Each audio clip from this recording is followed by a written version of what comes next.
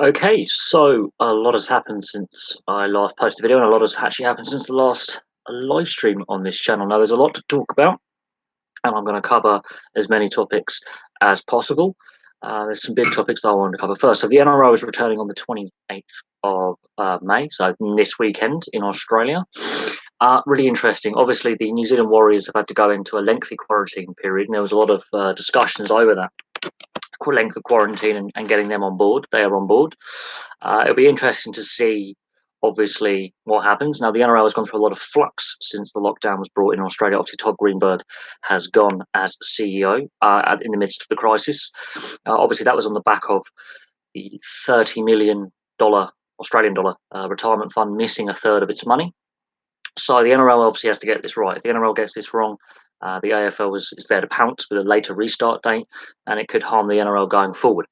So I will take questions on that at some point. The Huddersfield owner said 50 to 60 clubs could go bust. Now, that is about half to two-thirds of the football clubs in the professional pyramid from the Premier League to League Two next season.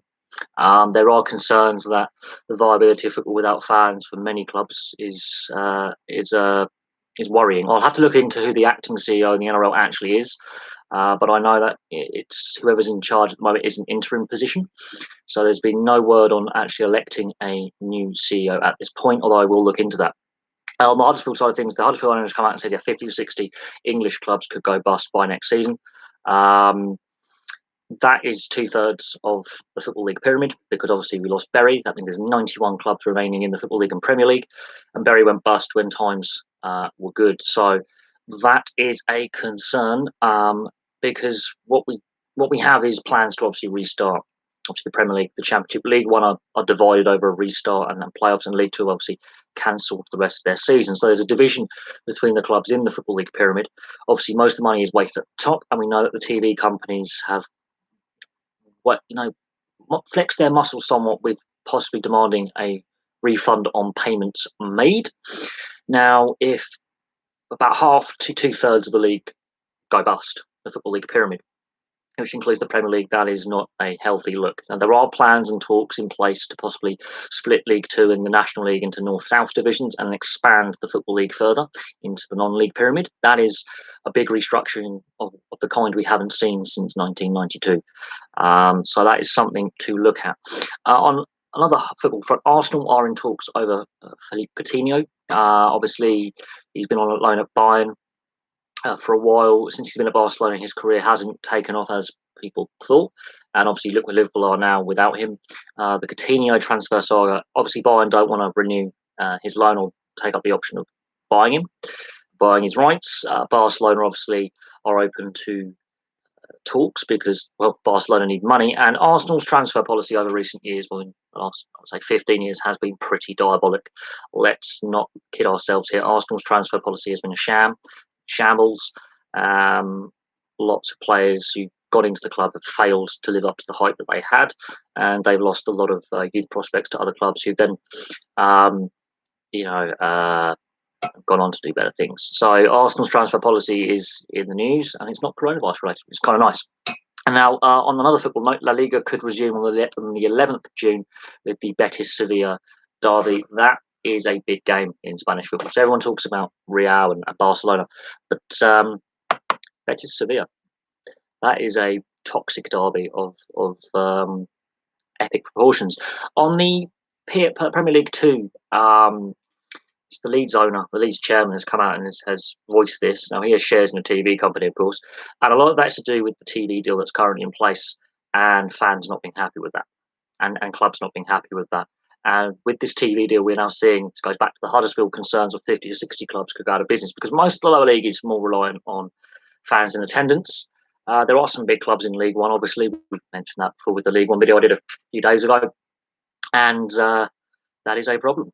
That is an issue. If you're not happy with the TV deal, there is the talk of another breakaway. There's talks of reconfiguring the National League and League Two. And even with all that talk, there are still 50 to 60 clubs that will cease to exist. So the Premier League 2 format will possibly fall at the first hurdle, because if you don't have the clubs to fill out that league, it doesn't make any sense to have a league that doesn't have teams. But the league format will have to change. and the TV deal that we have in place will have to change. It's not a sustainable model and hasn't been since 1992. The clubs pre-92 struggling financially to post-92 percentage of clubs in the league, and it's not a healthy situation that football finds itself, and the model is broken. The model is broken because there are players in the Championship who are on Premier League money. There are Championship clubs overspending massively to get to the Premier League or to avoid relegation to League One. There are League One clubs in the same position, Championship wages at League One level, and even at League Two, there are when Portsmouth were down in League Two, there were players on Premiership money. So there is massive issues with player contracts, agents' fees, TV deal. Money is the root cause of the problem. Now, I understand football is a business; it needs to be profitable. But if you can't spread the profits evenly, and poor ownership is a problem, so the EFL, the FA, and the Premier League have allowed a situation to fester, which has gone on.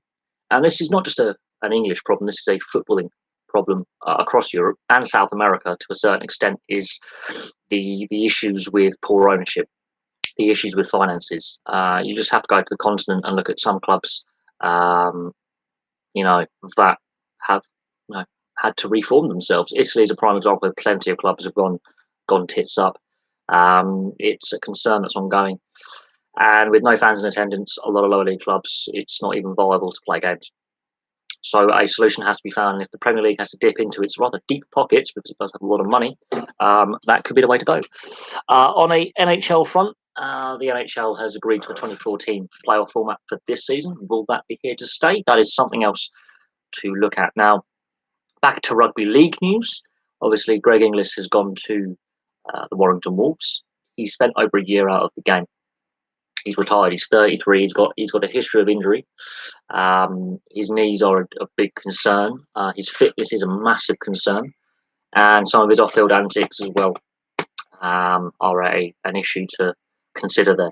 Now he's signed a 1-year deal, and we'll go from there. Yes, on the Premier League restart and Championship restart plans, there is a division. We have seen players and coaching staff test positive. That's also been the case in Germany. It's been the case in Italy. It's been the case in Spain.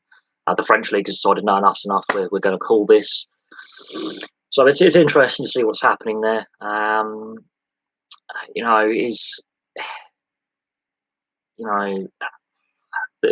It's an interesting one.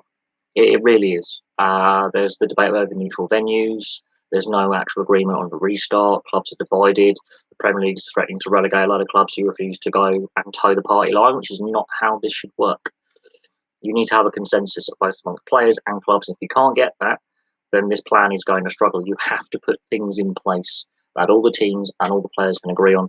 And I do sort of agree with what Sean Dyche has said, and Troy Deeney and other players managers have come out about the situation right now. And it's an interesting one. But then you've got other players who are consistently breaching lockdown rules, and if even in normal circumstances, I think they would face discipline from their clubs in the league for some of their antics. I mean, Kyle Walker is a prime example. Danny Rose's foul-mouthed rant on Twitter. I mean, he's treading a fine line between,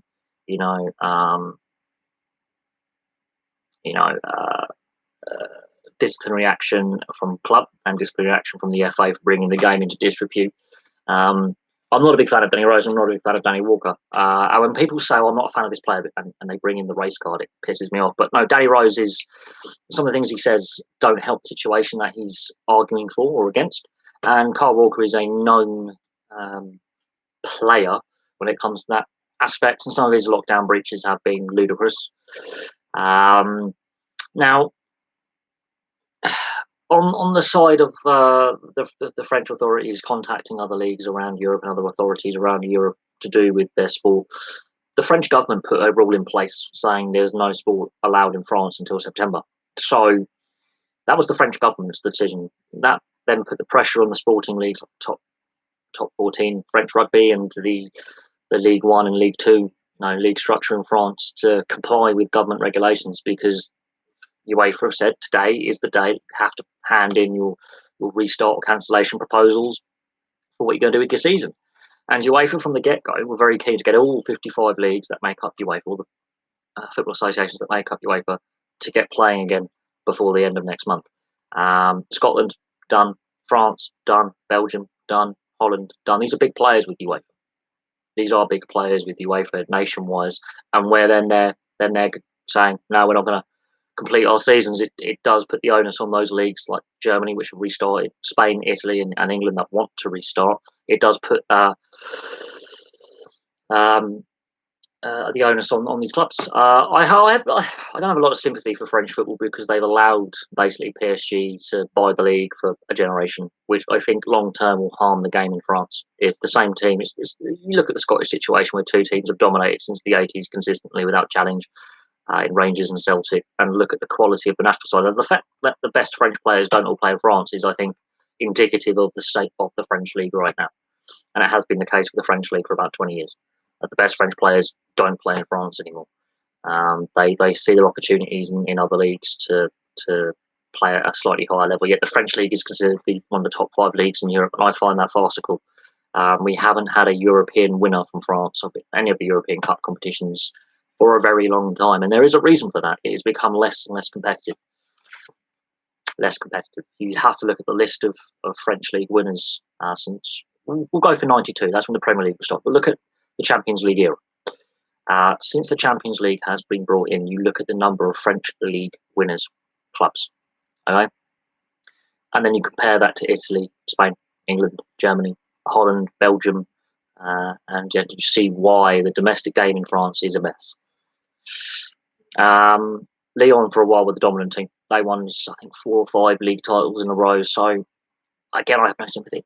I really don't. When you allow a system where one club can dominate for a generation, long term, it's detrimental for the league and the player development going forward. Because players at other clubs will go, "What's the point of it?" And fans will go, "What's the point of turning up to watch our team play when we know the end result of the season in advance?" It becomes when it becomes uncompetitive. It turns fans off. Hudson-Odoi, I haven't really mentioned that. Now, again, there's been a lot of high-profile athletes and players who've done misbehaviour, done misdeeds, and I can, look at the NRL in Australia with a whole host of players doing a whole variety of criminal acts and actually being found guilty, some being put on trial, and the NRL's at the time no stand-down policy kind of thing. I could refer to the Jack de Belin situation, Greg English drink driving, Ben Barber, the assault allegations outside Townsville Casino. Now, Hudson-Odoi, similar circumstances, we don't know what's gone on. There hasn't been a lot of reporting on it, apart from the fact that he was questioned, bailed, and we have to let the legal system take its course. I personally feel that so many players, especially in the English football, have been breaching lockdown on such regularity that it's the sense of entitlement that these guys have does nothing for the image of the game. They're on big money, real big money, and it's several clubs that seem to have a problem with their players' behaviour. Several clubs seem to have a massive issue with their players behaving, and it happens regularly. Regularly does this happen, and it is certain clubs. It's not universal, but it is certain clubs that regularly are in the news for players getting involved with legal difficulties. And Chelsea, this is not the first time a Chelsea player in my lifetime has ended up in hot water with the authorities. It won't be the last. There has to become a tipping point where it doesn't matter if it's under normal circumstances or the current situation that we find ourselves in, that players have to start behaving, because the what we have right now is football, especially football in this country. Other sports we can discuss has an image problem. It has had a growing image problem for quite some time, and it's the sense of entitlement and the wages these guys are on it makes it worse when they are misbehaving. Now, Chelsea as a club, multiple players have been in hot water for a variety of things in recent years, or ex-players, and there seems to be a recurrence of players getting up to no good. Mark Bosnich, ex-goalkeeper, cocaine use. Adrian Mutu, former striker, repeated failed drugs tests to do with recreationals and infidelity on a scale we've never seen before. John Terry, one of the greatest players ever to wear a Chelsea shirt off the field, utter scummy bastard. Best way I've met John Terry, not a big fan of him. As a player, brilliant player off the field, not a great role model for young people growing up wanting to emulate their heroes. Absolutely shocking behaviour off the field with infidelity.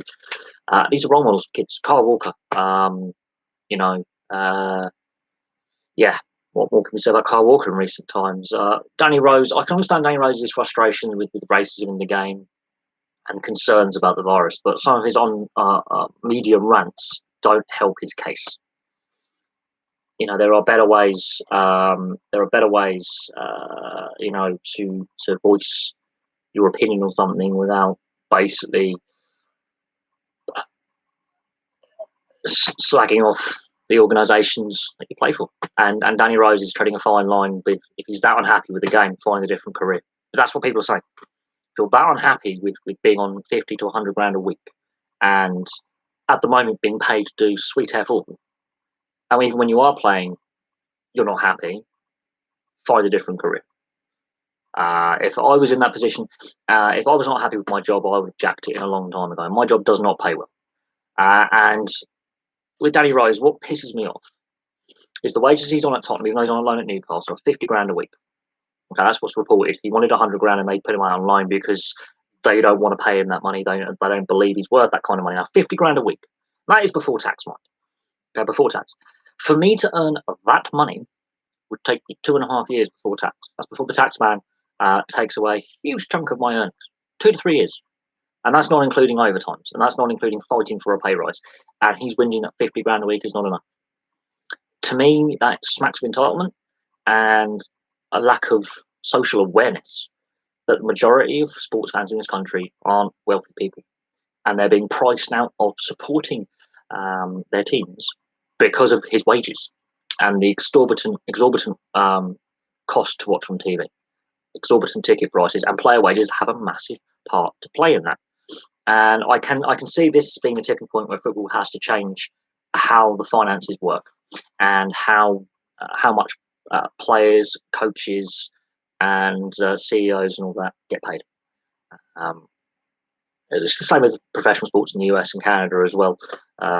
There is an issue with some, the top level getting paid too much and the lower levels not having the finances possibly to survive this current crisis.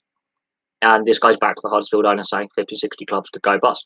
We could look at rugby league in this country. It had to get a government loan of 16 million just to tide the sport over and tie the RFL over until the league can resume. I believe in August is when they're aiming to restart.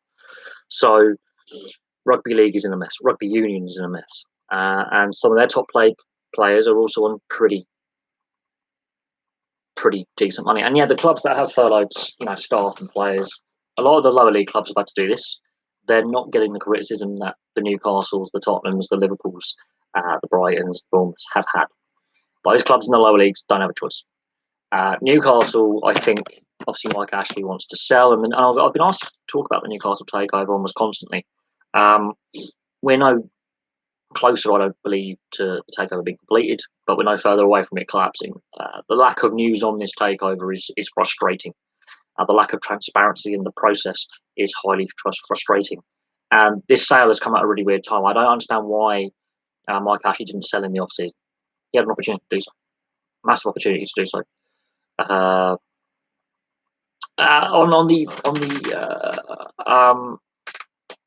the Premier League clubs who furlough staff, there is a divide in finances, absolutely. But yeah, they don't get a lot of sympathy from me. They really don't. A couple of years ago, it was proven that Premier League clubs, with the TV deal they had at the time and the one they've now signed, could let us in for free or for less than a tenner, and they could still make massive, massive profits. Clearly, they haven't fully opened the books at that point, because now we know that they are heavily reliant on fans and attendance to make a lot of money. And we now know that the lower league clubs, their bread and butter is the fans turning up. And what I've seen in the FA Cup in recent seasons is concerning with the amount of empty seats. And the League Cup as well.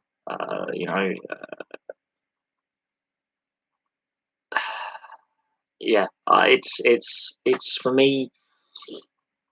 The Premier League clubs don't get a lot of sympathy, but you know the Premier League is sucked, I think, too much money in, and is not supporting the lower leagues enough. And the fit for proper persons test, financial fair play, we know they're a joke. We know they're not enforceable. There's too many loopholes, and we've seen so many bad owners from both domestically and abroad since 1992 that the system we have now is a joke. And on the Newcastle United front, he did have an opportunity to sell over the last 3 years. He's had multiple opportunities to sell, and has kept asking for too much. And now the crisis has come along. He's trying to get this sale done when economically the country's in meltdown. I think his other businesses run the risk of, when we do have some easing of restrictions and are allowed to get back to some kind of normal, that his businesses could go tits up, and he needs that money. The sooner Mike Ashley is out of football, the better. I think all Newcastle fans will agree with me on that. I'm not sure selling to Saudis is the best idea. The fact that only 20% of the ownership takeover is British money is concerning as well. We've sold off every other major industry in this country over the last 30 years. But no, football in this country is gone down a slippery slope where if they block this deal, it's utter hypocrisy, because they've allowed other deals to go through, and it's the same across Europe. If they block this deal, it is utter hypocrisy from the FA, UEFA, just football in general, because of some of the other stuff that they've allowed go for decades. But I do think the ownership rules have to be changed eventually, and there has to be a salary cap and a salary floor. And we know financial fair play doesn't work. And I think the days of mega transfers have gone as well. I can't see clubs justifying that, especially when clubs like Barcelona, which we think would have massive financial reserves, it turns out don't. So even massive clubs with massive international fan bases are going belly up. It just shows what's wrong with football. They've overpaid players, they've overpaid on transfers, they've overcharged on tickets. And it's like when La Liga planned to take domestic league games to the US this season, and the fans, the players' union, and the clubs were like, "La Liga, what are you doing? You can't do that." That's a big red flag. And La Liga was out of war with itself. The same principle applies to the Premier League. They were talking about taking games to the US a decade or two ago, and fans were like, "You do that, we're going to stop giving you money." But there's all these strong words, but there's never actually any action. But I do think something's got to change in the long run, because we don't know when fans will be allowed back in stadiums and arenas for a multitude of sports. And yeah, lower league football could completely go to the wall. We saw Bury go out of business when times were good, so I don't see how football can justify the money in it when it's not evenly distributed and fairly distributed, and how football and the FA, the EFL, and Premier League have got things so wrong, and it doesn't help when the players misbehave.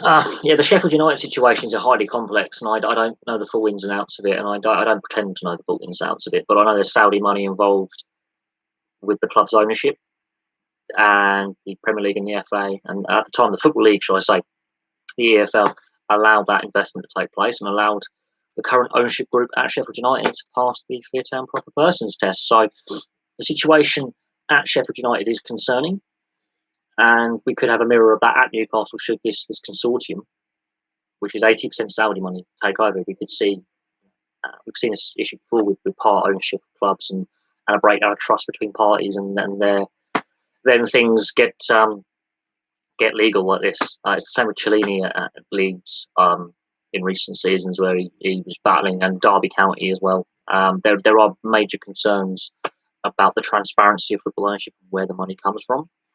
And we've seen this in a variety of sports and leagues, but for some reason, English football is a place to launder dirty money. And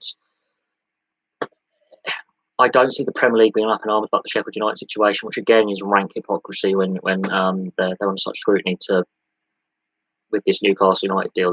There's something really wrong with the lack of transparency, where the money comes from, who owns what, and the rules in place not being properly enforced anyway from the get-go. They are flawed. UEFA have admitted financial fair play doesn't work.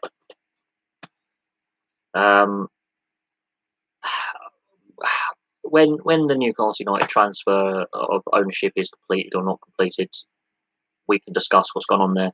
But it's dragging on now, and we've been here before with Mike Ashley, and there's this protracted sale of this club for nearly 4 years. It's been up for sale for 4 years and openly up for sale for 3. He's tried to sell the club multiple times since he bought the club. He tried to do it as a quick flip to make a quick profit. He got stuck with it, and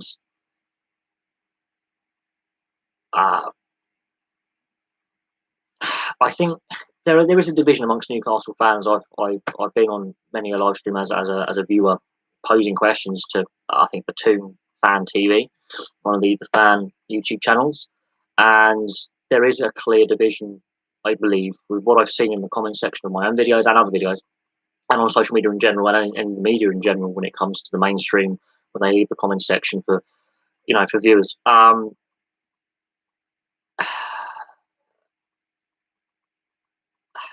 I have concerns that the Newcastle United situation is a complex one. It's been going on for too long. I think it's damaged the reputation of the club.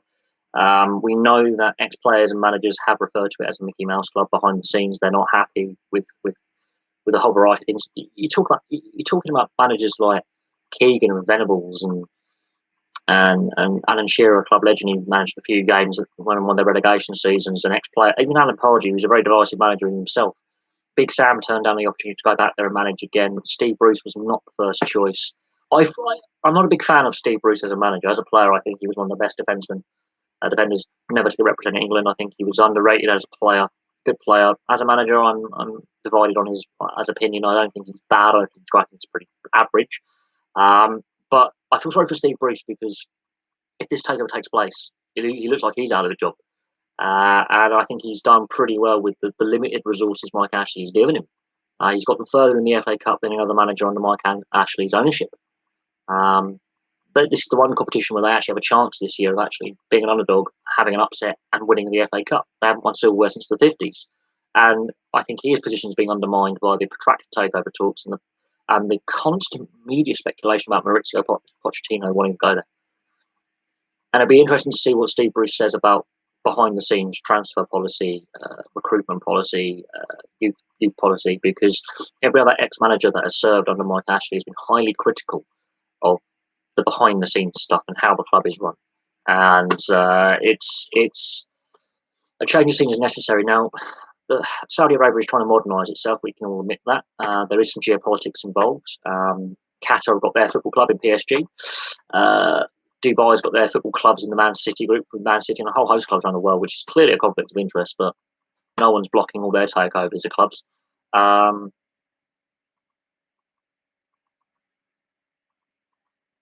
I do have deep concerns about football ownership. It's been getting worse. I'm a Blackburn fan. Now, the Venky's have had my club for over a decade and have made a right mess of managing and owning our club. I mean, Christ, we ended up in League One at one point. We're now a club that's just outside the playoff places in the Championship, and this is why I'm frustrated if the Championship season doesn't take place and restart. Is we have a chance of making the playoff places with enough games remaining, and a lot of clubs will pose challenges to the EFL legally, and we're going to see this in League One as well. If it's decided by points per game, home and away records and all that, it could lead to legal challenges. So there are options on the table to expand the playoff structure. On the side of the Ospreys leaving the Liberty, I mean, they never fill it really. There's issues with Welsh club rugby with the finances, and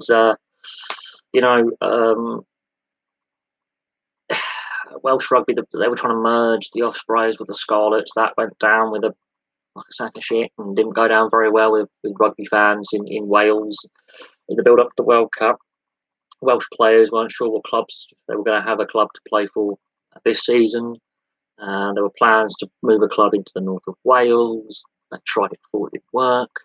Rugby union domestically in Wales is a mess and has been for decades. I can't see them moving being a good idea because they would have to then rent the space of the Liberty for those games, and that then poses other financial headaches, which rugby union just doesn't need right now, and Welsh rugby especially is in financial turmoil and has been for decades, and I can't see that changing anytime soon.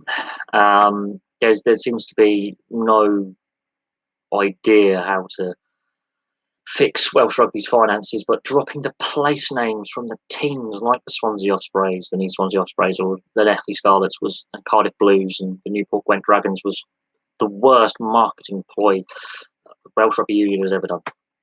Dropping the place monikers from the clubs was just stupid, utterly stupid. And I don't think it helps attract new fans to the sport. And Welsh rugby fans, I find them, unfortunately, there's a minority that are a toxic bunch, and I have no time for them because the minority ruin it for the, you know, it's just Welsh rugby fans can be a toxic bunch, and it is a minority. And I've had my battles with Welsh rugby fans over the last 3 years, and I will continue to do so because I find them a toxic bunch. Just they've got a chip on their shoulder, but they don't support their club game enough. It's in a financial mess, and it was a miracle that the national side could do as well as they've done in the Six Nations and the World Cups in recent years, considering the financial mess that the structures find itself. I do. Oh, look, when Blackburn were bought by the Venkies, we were making a profit. We were in the black, stable mid to upper table club in Europe every season. We had not long won the League Cup in 2002. We stabilised as a Premier League club. Always outside favourites to have a run at the Premier League with the bookies for some reason. And then they came along in 2010 and turned it into an absolute Mickey Mouse show. And now the club's racked with debt and stuck in the Championship. And yeah, fell down as far as League One, which it should never have happened. And they were allowed to pass the fit and proper persons test and own a football club when they just didn't have a clue what they were doing and didn't really have the finance to compete against other teams. We went through more managers than Chelsea. It became shambolic. I think we had 5 managers in one season. That is not a sustainable business model. And yet there is a town called Blackburn in Scotland as well, in the Borders region. Yes, there is a place in Scotland called Blackburn. There were a lot of Scottish players on that championship winning team, and a lot of underrated players on that championship winning team in 1995. But yeah, had the Venkies not come along, I do believe that we would probably still be a mid-table to slightly mid-table upwards club. We were constantly pretty solid in the cup competitions, getting to the later rounds, cup semi-finals in there. I think the last 16 appearances in what became the Europa League. So we had some pretty good players. We had a pretty good youth system, good transfer policy, and then the Venkies come along, and the rest is history. The last decade has been pretty shambolic off the field, and again, very similar to Newcastle, very similar to some other clubs who've had some pretty shocking owners. Ex-managers and players have said it was an absolute shambles. And the debt that Blackburn has, Christ, if they were to properly enforce financial fair play, we would be docked so many points, it would be unreal. And I don't think, as things currently stand, we fall under financial fair play. So I'm concerned going forward. But a lot of other clubs have similar crappy owners that should never have been allowed to take over a club in the first place and continue to be in charge to this day. It seems the Venkies have started to get their act together and let the footballing brains actually do footballing stuff, but it took them, I think, about 7 years to realise they were clueless. And attendances have dropped. Protests are still there. There's no change. I can't see them leaving the club anytime soon unless they make a playoff push and get in the playoffs. But if we get back to the Premier League, I think we'll get relegated straight back down again. I can't see us surviving the Premier League as things stand. If we were to get promoted, I can't see them being the right people to run a club at the top level. They can't even run a club in the Championship. They've alienated a huge proportion of the fan base, both in Blackburn, the town itself, and further afield, because there is an international fan base with Blackburn Rovers. Ironically, I've met Blackburn fans online from all over the world. So,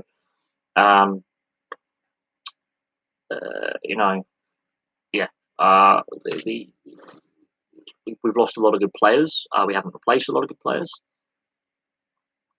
it's a shambles. On the the Welsh original plan was to have pretty good attendances, and they don't get that. So yeah, the Welsh rugby public, they turn up to the internationals, they don't turn up to their local teams. Yet they are a toxic bunch. They can't take criticism of their national side setup or the club game very well. They don't take it very well at all. Welsh fans.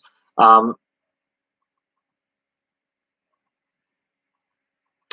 uh, yeah, I mean, I wouldn't say all their sports teams are full of English players, but a lot of their players are eligible for the other home nations through parentage, and it's without the Football League and the FA and the Premier League, basically with the best Welsh teams playing in the English Football League structure, yeah, they would have a pretty weak national side, and a lot of their best players play for English clubs.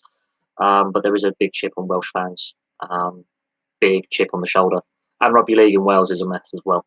I don't have a lot of sympathy for sport in Wales because it's so badly run, and until there's proper change and willingness to regulate and run sports properly and professionally, I'm going to have no sympathy for when the fans get toxic.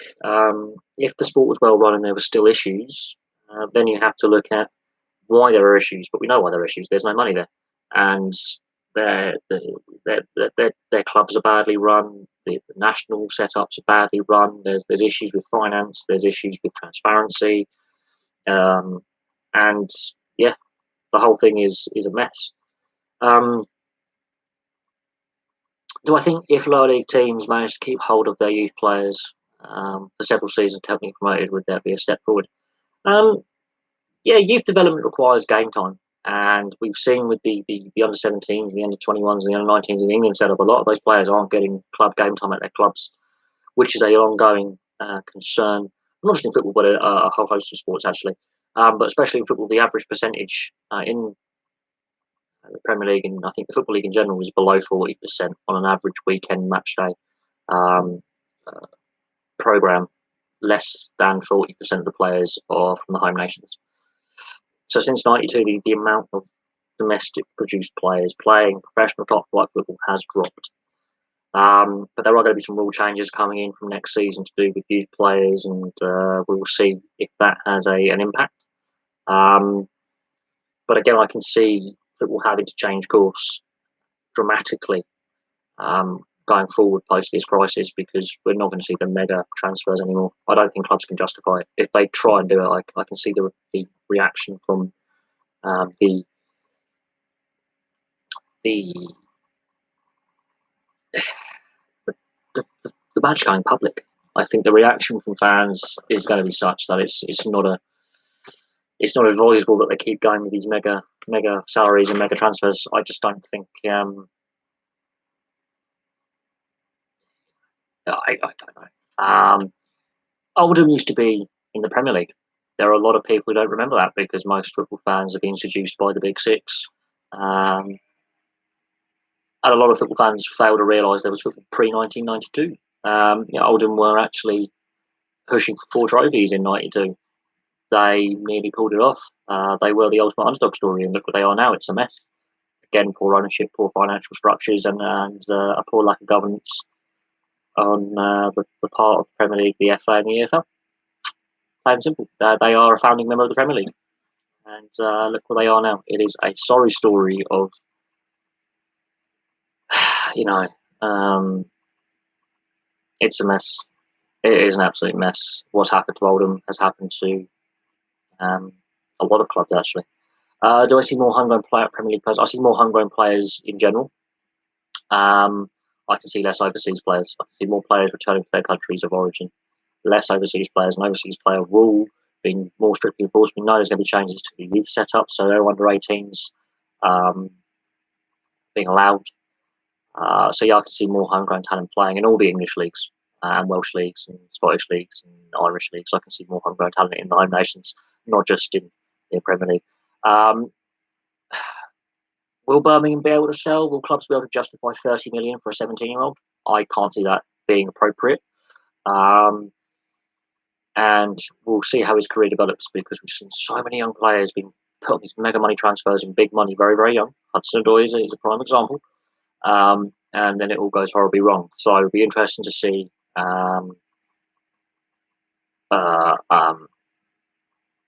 Interesting what happens, because they're going to be banning transfers of under 18s anyway. So it'll be interesting to see what happens. But yeah, we have these new rules coming in for youth players. I can see more overseas players wanting to return home to country of origin. I can see that being a theme. And I can see the average salary fall, or at least freeze for players. I can't see their wage demands being justified anymore. I can never justify them in the first place. And I can see the mega days of transfer money. I don't think the Neymar transfer will be broken, not for another generation. I can't see that being acceptable to the wider public or sports fans in general. I can't see that being accepted without a lot of negative press attached to that. And Dortmund seem to like a lot of Sancho's done quite well at Dortmund. Dortmund have a very good policy when it comes to their youth. I think Jurgen Klopp, when he was there, really promoted the youth players from all nationalities, not just German ones. And I think Dortmund, the German league in general, does have a higher percentage of German players playing on a match day than the Premier League by like 20%. I think it's nearly 60 to 70% of players are German nationals. So there's something to be said about the German system working quite effectively. There's a reason why they've won more World Cups. I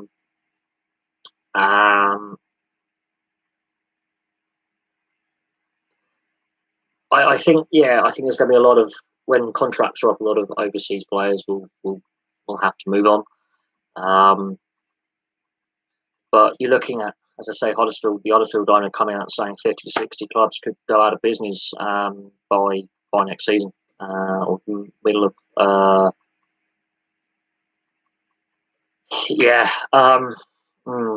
don't know what's going to happen with football going forward, but it does need to change. It needs to change the structures, the accessibility of the sport when it comes to televised matches. I think more games should be on free-to-air TV other than just the FA Cup and internationals. I think there's two. I don't like Amazon getting involved in, and people are going, oh, I pay for all these streaming services like Sky, pay for BT, Premier Sports, all when actually it's cheaper just to get a TV license and make do with watching less sport. I mean, I can watch the whole NRL season when it restarts for 120 quid a year. 120 quid a year, I can watch the whole season uninterrupted, no ads. I can watch when I want, and I can stream live because the hours I work. It actually makes sense for me to actually get this NRL subscription, and I only have to pay 120 quid. 120 quid. Sky Sports, BT Sport, Premier Sports, Eurosport. I mean, would I love to have them? Absolutely. Can I afford them? No. Do I want to have them? Premier Sports possibly, because they're not so obsessed with British sport, which is kind of nice. They could. BBC and ITV could absolutely get mega viewership figures. The figure I always quote for subscription sport is the Arsenal Spurs match, I think, from last season. I think one of those matches from last season where only 90,000 viewers watched it. Nationwide, only 90,000 people watched that game. That tells you something about BT Sports' position. If only 90,000 people are watching one of the biggest matches in English football, Spurs, Arsenal, that's a problem. If you consider that the Emirates holds, I think, 68,000. I might be wrong on that. I know it's just over 60,000, less than 70,000. And the new White Hart Lane holds a similar number. So let's say 60 to 70,000 seating capacity of those two stadiums. If only 30,000 more than that are watching on TV, plus the fans in attendance, that tells you something really about BT Sport and how unsustainable it is. If one of the biggest matches of the weekend or of the week can only attract that many viewers on television, you have to think putting it behind a paywall was not the best idea. And it's also the overseas TV rights as well. We've changed kickoff times for the US audience so they can watch, and the Asian audience. I think that's wrong. We're pandering to the overseas audience. And I think that's where football's gone wrong. You've got to look at your domestic audience first. And, if they're that dedicated sports fan, they'll sit up in the middle of the night. Trust me. Yeah, well, that's the greed of football. They sold out to BT on that one, and the viewership figures have plummeted as a result. There are growing calls to put all the cup competitions that English teams are involved in back on free to wear. That includes the League Cup, because the League Cup is just not getting the viewers anymore. I remember when it was joint rights between Sky and BBC for the League Cup. Remember the Cup Winners' Cup on Channel 5? They took that away because UEFA, being geniuses, which devalued the cup competitions. And we're starting to see the effects 20 years down the line in the FA Cup. The League Cup has lost viewers and fans for 20 years. And keeping, as much of it behind the paywall as possible is look at rugby league. The TV deal with rugby league is a shambles. But Sky have said, don't worry, we're not going to ask for £30 million back. Well, that's nice, Sky, but you're demanding the money back for the football. Sky and BT, formerly ESPN, formerly Setanta, formerly ITV Sport, that package that BT has always been going bust. Every company that's had that package that BT gets, the shit that no one else wants, the company slot that it's bought out with frequency. Go back to ITV Sport when they tried to rival Sky. They lasted a couple of seasons when its tits up and almost bankrupted ITV. Yep, back in the 80,000s, ITV Sport came along. That's why the FA Cup moved to the ITV. That's why the Premier League highlights moved to the ITV. And the viewership figures plummeted, and the channel ITV Sport collapsed completely and almost completely destroyed ITV. The share price dropped to pennies. So, yeah, being behind a paywall doesn't always work. And now Sky and BT are finding out that they are heavily reliant on football, and without it, they're nothing, and the other sports are harmed as a consequence. Yeah, I mean, this is why I want to get the NRL on the NRL website, watch NRL, because it's 120 quid a year. It's 12 quid a month.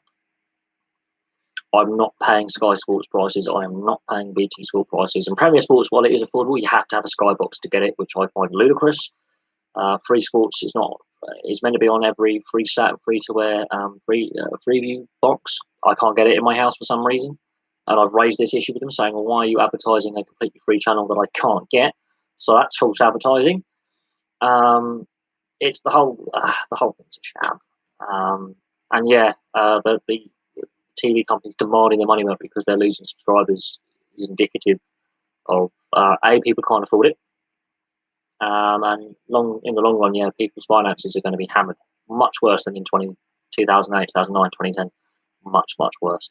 Since 2007, 2008, people's finances, the wage growth, I can attest this because of the job that I do, isn't great.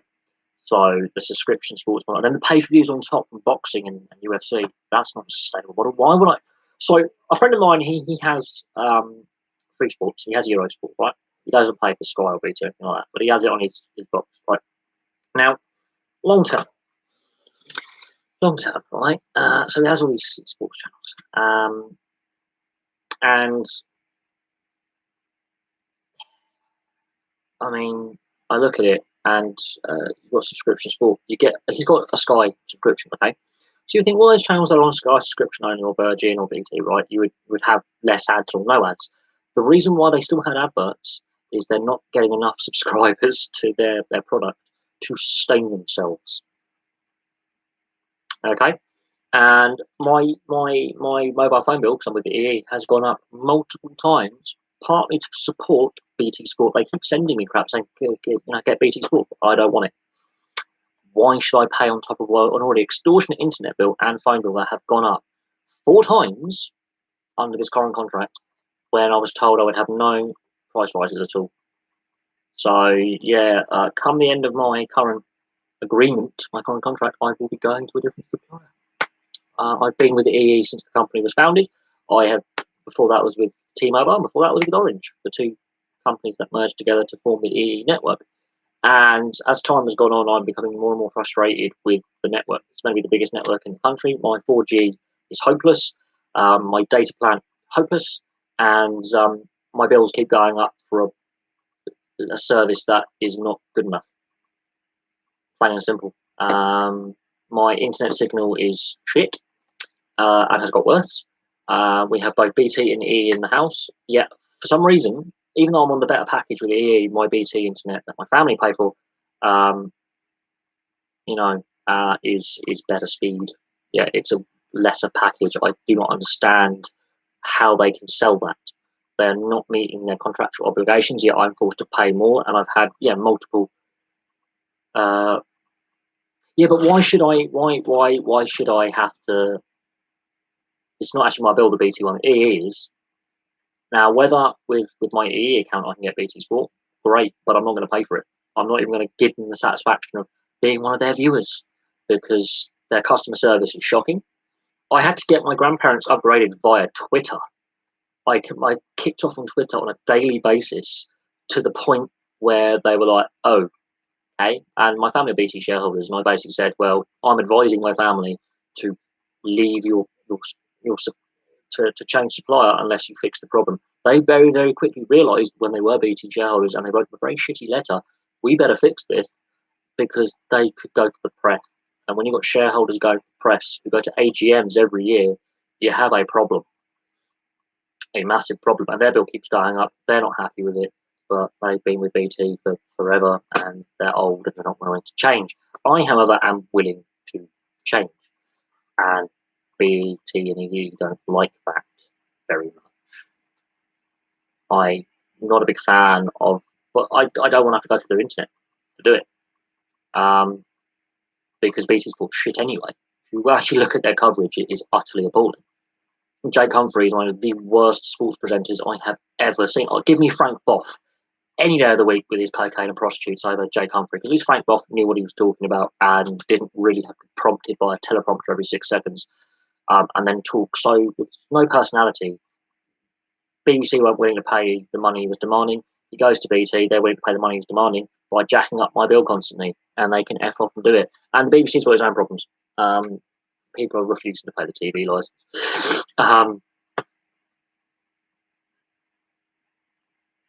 Oh, God. Yeah, well, the thing is, when my deal expires, I'm going in and saying, I'm done. I'm done. And they want to be as headache as possible. I'll just take them to the trade ombudsman. Why should my phone bill keep going up to prop up a part of their business that is failing and is bleeding money? It's called bad business management. It's bad business model, and people are switching off BT and Sky, and they're working out Premier Sports is cheaper, and doesn't have the hopeless presenters or the racist presenters or the sexist presenters or the general. I mean, did you see that Sky Sports survey to do with female presenters? And oh my God, the rampant bullying and sexism and racism at Sky is just vile, and yeah, presenters can regularly, do stupid things and then still keep a job. It's unreal. But we're getting off topic a little bit. But Sky and BT are feeling the heat at this time. But Sky have come out and said to Rugby League, the RFL, we're not going to ask for the money back. We're going to honour our contract to pay you guys. But with football, we're demanding our money back. So it's double standards. They hold Rugby League by the nuts. If Sky said we're not renewing the TV deal, the RFL goes bust. Super League goes bust. Rugby League, as we know it, goes out of business. The Premier League have made so much money since '92. Where has all the money gone when they're saying we've got to furlough staff? When these clubs have got to furlough staff, you've got to ask the question, where's the money gone from these multi-billion pound TV deals? Where's the money gone? If Sky and BT alone constitutes over £1 billion or something pounds to the Premier League, and then another 500 and something million to the Championship, and then another 80 million to the Football League, League One and League Two, you have to ask the question, with all the money in, with all the money in football, you have to ask where all the money's gone. There's no transparency. And this is where the patience of the fans is starting to run thin. And yeah, they are losing subscribers and fans are turning their backs. And there is a division amongst fans about should we restart sport or not restart sport. I would love to see sports back. Fans ain't going to be in attendance for a very, very long time. Let's just be clear about that. Fans will not be, and the fans have not been put last every single time. I think there is time for change. You look at all the other major European leagues, a lot of their top flight football is on free-to-air TV, as well as on the satellite broadcasters. They have shared rights. It works very well. Look how more successful their national teams are, their attendances are, better quality player coming through, fan involvement with club running. Yeah, Gary Neville's a tosser, but I do appreciate what he's done with his hotel chain supporting key workers. I get that. And yeah, oh god, Gary Neville, Jamie Carragher, but a lot of them. Paul Merson. I mean, how many more times does he have to have a drink, drug, or gambling problem before they go, dude, you need to either clean up your act or you're out. I mean, if I was to do a Paul Merson at my job, I'm sacked. Now, have do I like a drink? Do I like a party? Yeah, absolutely. Do I do it on a work night? Nope. Paul Merson, I mean, he was going. I mean, Jimmy Bullard was going on TV drunk. Let's just let that sink in. There are some of the ex players who are pundits who clearly, I don't know. Paul Merson's admitted he's had another relapse. Um, Eddie Hearn, I want nothing. I want the Hearns, but they're a dodgy family. The Hearns. I mean, Christ, every sport they've got involved in, the allegations of corruption go through the roof. Let's be honest here. Since they've been heavily involved in in snooker, the amount of players who are being found guilty, not just accused of, but found guilty of match fixing and corruption is terrifying. These are in the top 100, top 250 in the world. There's a lot more money in snooker now. A lot more. I mean, Stephen Lee, I think, is the prime example. I think he got a 10-year ban. Yeah. So yeah, about that. Every sport the Hearns get involved in, the allegations of throne fights and match fixing in snooker and corruption go through the roof. I don't trust the Hearns at all, and I wouldn't want Eddie or Barry Hearn on TV as a pundit. I'd be like, F off, I'm not watching these Cockney gits or Essex boys who've got links to criminals, basically talking about sport, because a lot of their money's dirty money. I'm not gonna lie, I'm not a fan of them. You look at snooker, especially a sport they got heavily involved in, and the allegations of uh, match fixing, absolutely. And he's they're motivated by greed. They're not motivated by um, growing the sport for positive. They're motivated to line their pockets. And you have to look at snooker since they've revamped it, and the amount of corruption in the sport. And cricket's the same. Since cricket's gone solely behind a paywall in this country, there are players who have been convicted in this country of match fixing and taking bribes and corruption. And you look at cricket, it's a mess. They're still forging ahead with this 100 idea, and they've already admitted that even in perfect conditions, with every game sold out and the maximum TV audience that they've anticipated, they're going to make a loss. Let that sink in. If this virus hadn't come along, the 100 would be taking place about now. They would start this competition.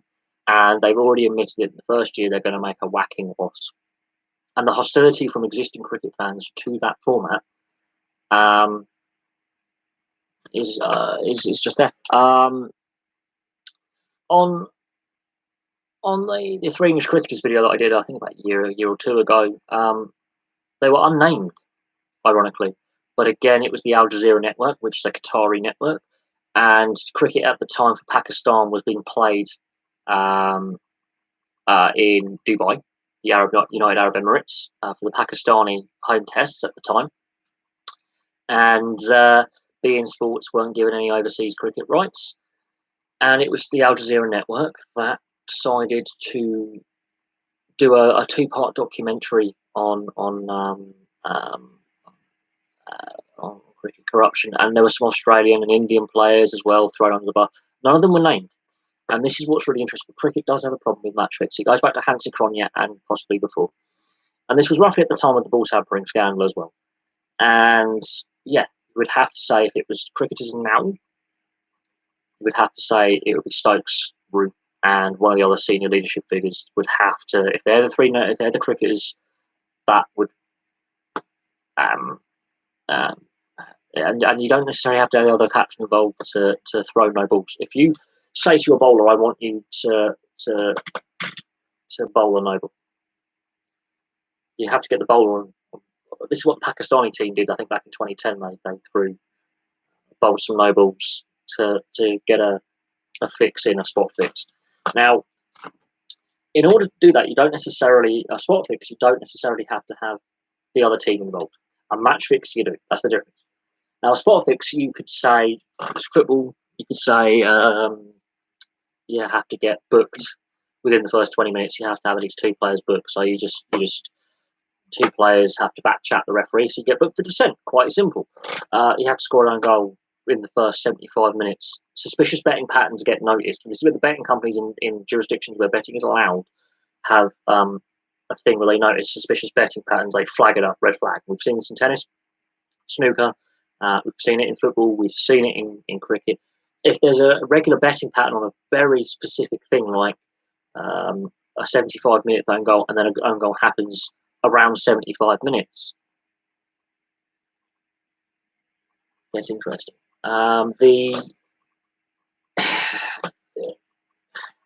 There's cheating to win, like the Houston Astros in Major League Baseball, and there's cheating to lose, or spot fixing, where you're just fiddling a bit of the game for a cash advantage. Now, in order for a spot fix to work, and we saw this with the Pakistan situation where they were found guilty, and one of them, I think, admitted it in court. I was like, yeah, we did this. In order for a spot fix to work, it has to happen in a certain time frame in the game for the dodgy betting to happen. And you could do this bet legitimately. You could get word of mouth. Just the odds could be quite high on 3 no balls from this bowler in 4 overs. All he's got to do is bowl in his session, in his spell, bowl 3 no balls. If he does it in different overs, okay, he might have an issue with his one-up. Does it more than the same over, then you go, okay, this bowler's not very good, or it's fixed. Now you have to look at the betting patterns. When the odds start shortening significantly, because it's a lot of people have decided to bet on that outcome, that's when you know a match fix or a spot fix is in. When the outcome odds have really shrunk down to 3 to 1, 4 to 1, from 150 to 1, you know there's some suspicions going on there. No, he was concussed. He was concussed to hell. But he's an average keeper at best. But no, he was definitely concussed to hell. Why would Liverpool, a team with and Real Madrid, 2 teams with really great Champions League and what was the European Cup history, try and fix that game? Why would they do that? What? Because if it is found out that game has been fixed, that poses the question about last year's Champions League final and Europa League final and the whole integrity of the competition. But there were some very suspicious results in the last couple of years of Champions League. Very suspicious. But of course, BT Sport have all the rights, and I refuse to watch BT Sport because I have some dignity. And I do manage to watch the YouTube live streams, but the stream feeds are shit. And they also, last year, the year before when Liverpool were playing Real Madrid in the final, you could post things in the chat. Last year, they closed the chat down. No, he was concussed. Sergio Ramos is one of the dirtiest players ever to play the game. He makes Thomas Repka, who was a pretty hard-nosed defender in his day. He was, I think, the most penalised player in football history, and I think has the most red cards in Premier League history, look like a clean player. Sergio Ramos gets away with a lot of stuff because he plays for Real Madrid. Sergio Ramos is a very dirty player.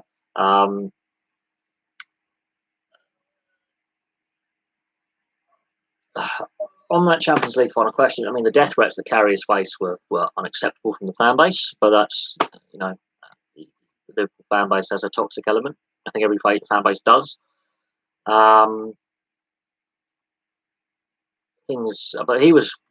Karius was highly responsible for getting that team to the Champions League final because Mignolet had completely had a meltdown at that point, and there were issues in goal for Liverpool.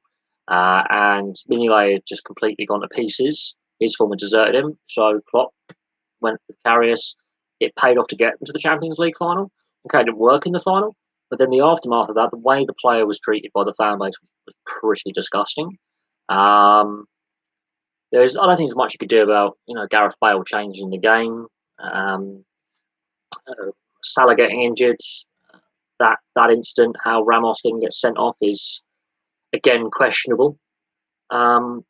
But football's definitely got a match fixing problem. We know this. We know there's a spot fixing problem. There's been a lot of games in a variety of leagues that questions have been asked about that own goal, that penalty miss, goalkeeping error, how many corners, red cards, yellow cards, some bizarre and dodgy refereeing decisions, some really bizarre substitutions. And match fixing allegations have gone through the roof. The more money is involved in football. and you look from 92 to now, and you look pre-92. 92 to now, pre-92. You look at it, and the percentage-wise, the amount of allegations, the amount of games that are under suspicion by the footballing authorities, it's a lot. I think UEFA are looking at over 500 games in the last 5-6 years.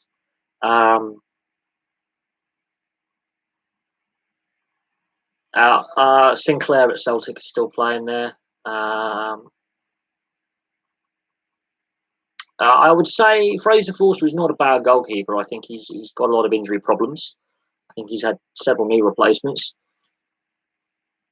But the Scottish League has declined in quality for over 2 decades. You can look at the lack of Scottish teams at international tournaments, and you could say that if Kilmarnock or Hearts had carried on their form in the Scottish Premiership last season and pushed it all the way to the end, and imagine Kilmarnock had won the league, for Christ's sake, that would have been a better thing for Scottish football than fading away in the last couple of weeks of last season. And Fraser Forster hasn't played for England for a while. He has been massively injury prone since his move to Southampton. He's missed a lot of games. And it doesn't matter if he was playing in the Scottish League or wherever he's playing. If you're a player, especially a goalkeeper, who's had knee problems, your career is pretty much done. Let's not lie here. You rely on your movement and your positioning. If your knees or ankles have had it, you're in trouble. But it's like Heaton and Pope at Burnley. I think they were both injured at one point with shoulder problems. Again, you're doing a lot of diving around, and if your shoulders and elbows done as well, you're in trouble as a specialist position. Other players, you can get away with a knee replacement and change your style of play, but goalkeeper, once your knees go or your shoulder goes, you're in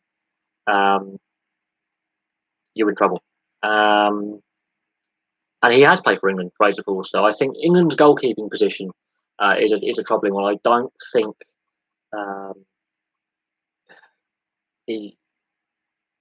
we've had a decent number one for some Seaman, or possibly I'm gonna say Seaman. I mean, Tim Flowers did push Seaman for a while. Nigel Martin pushed David Seaman for a while, but Paul Robinson, I think, Joe Hart, I think, fell apart very, very quickly in the big tournament. We know that. And Pickford, God, he's a flapper. He's not a competent goalkeeper under the cross or the high ball. He makes a lot of errors. He's a good shot stopper. He's good at reading a shot, but he doesn't command the box, and you need a player who commands the box. And Pope and Heaton, if they weren't injured, would have been the number one, number two combo for that World Cup. I think for me, I think there is an issue in goal with England. I'm not sold on Pickford, and I'm not really sold on some of the other goalkeepers we have. We have a lot more goalkeepers coming through, but since Joe Hart, he got comfortable being number one because there was no one really. I mean, Ben Foster possibly, but he felt the way that the England setup was run, he was not happy with that. And I think he's an underrated goalkeeper, but he's near the end of his career now. Rob Green, I feel sorry for him, but Scott Carson, I mean, they were given a shot. I think David James, was the last out and out number one where you could say he was the dominant goalkeeper. At the time, he was the number one choice. Joe Hart, for me, never really had a number two pushing him. Whereas with David James and Robinson, they pushed each other, and it depended who was injured and who was in form, but they pushed each other for a good 5-10 year spell. But Joe Hart didn't have a number two really pushing him because Ben Foster wasn't really given any game time by Capello, and Ben Foster, I think, is the better goalkeeper. But that's looking at save percentage and stats. Heaton and Pope, I think, are better goalkeepers than Pickford, but they've had their injury issues. And then I think, yeah. But Pickford, he's a good shot stopper and he's good at stopping penalties, but there were some goals he conceded in the 2017-2018 season which were calamitous. And if you look at his positioning in the box for corners and free kicks and crosses, it's a lottery with him. He's not great under the high ball. He's a shorter goalkeeper.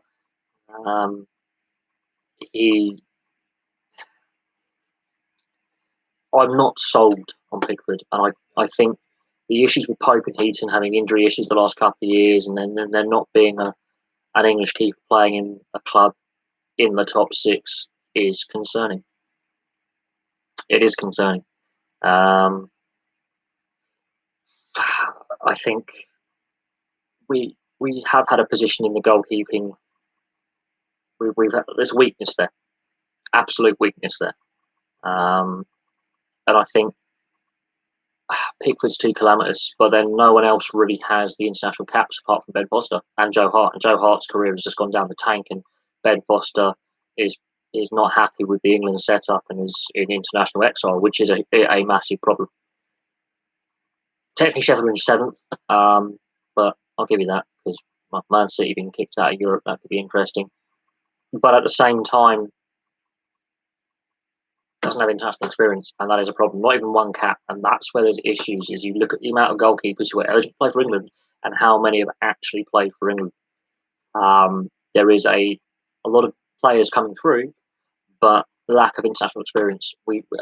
Pickford managed to get through the World Cup, and he didn't implode like Joe Hart did. But I do have some concerns with depth and experience depth at international level, and with pressure being put on the international calendar and no certainty of over Southgate's future going forward, the European, the Nations League thing, it's not a free-to-air TV. I haven't bought into the competition. It gets decent viewership on Sky, but I think that's just, it's got the home nations in it. I think they should all be broadcast, free-to-air. It's international football. I think friendlies need to go completely and make the Nations League as important as the other international qualifiers and tournaments. If you're going to take it seriously and actually try and say this is a serious competition, and this is again a UEFA ploy, it's a UEFA money making scheme, but they're over congesting the calendar. Yeah, there was the complaint about friendlies being pointless, and I get that, but if you're going to bring in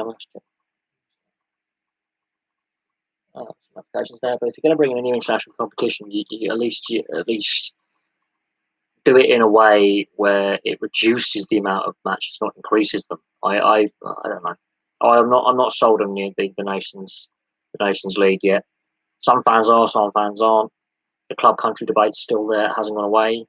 I haven't seen enough of Henderson to really comment on his qualities, but you have to look at the stats.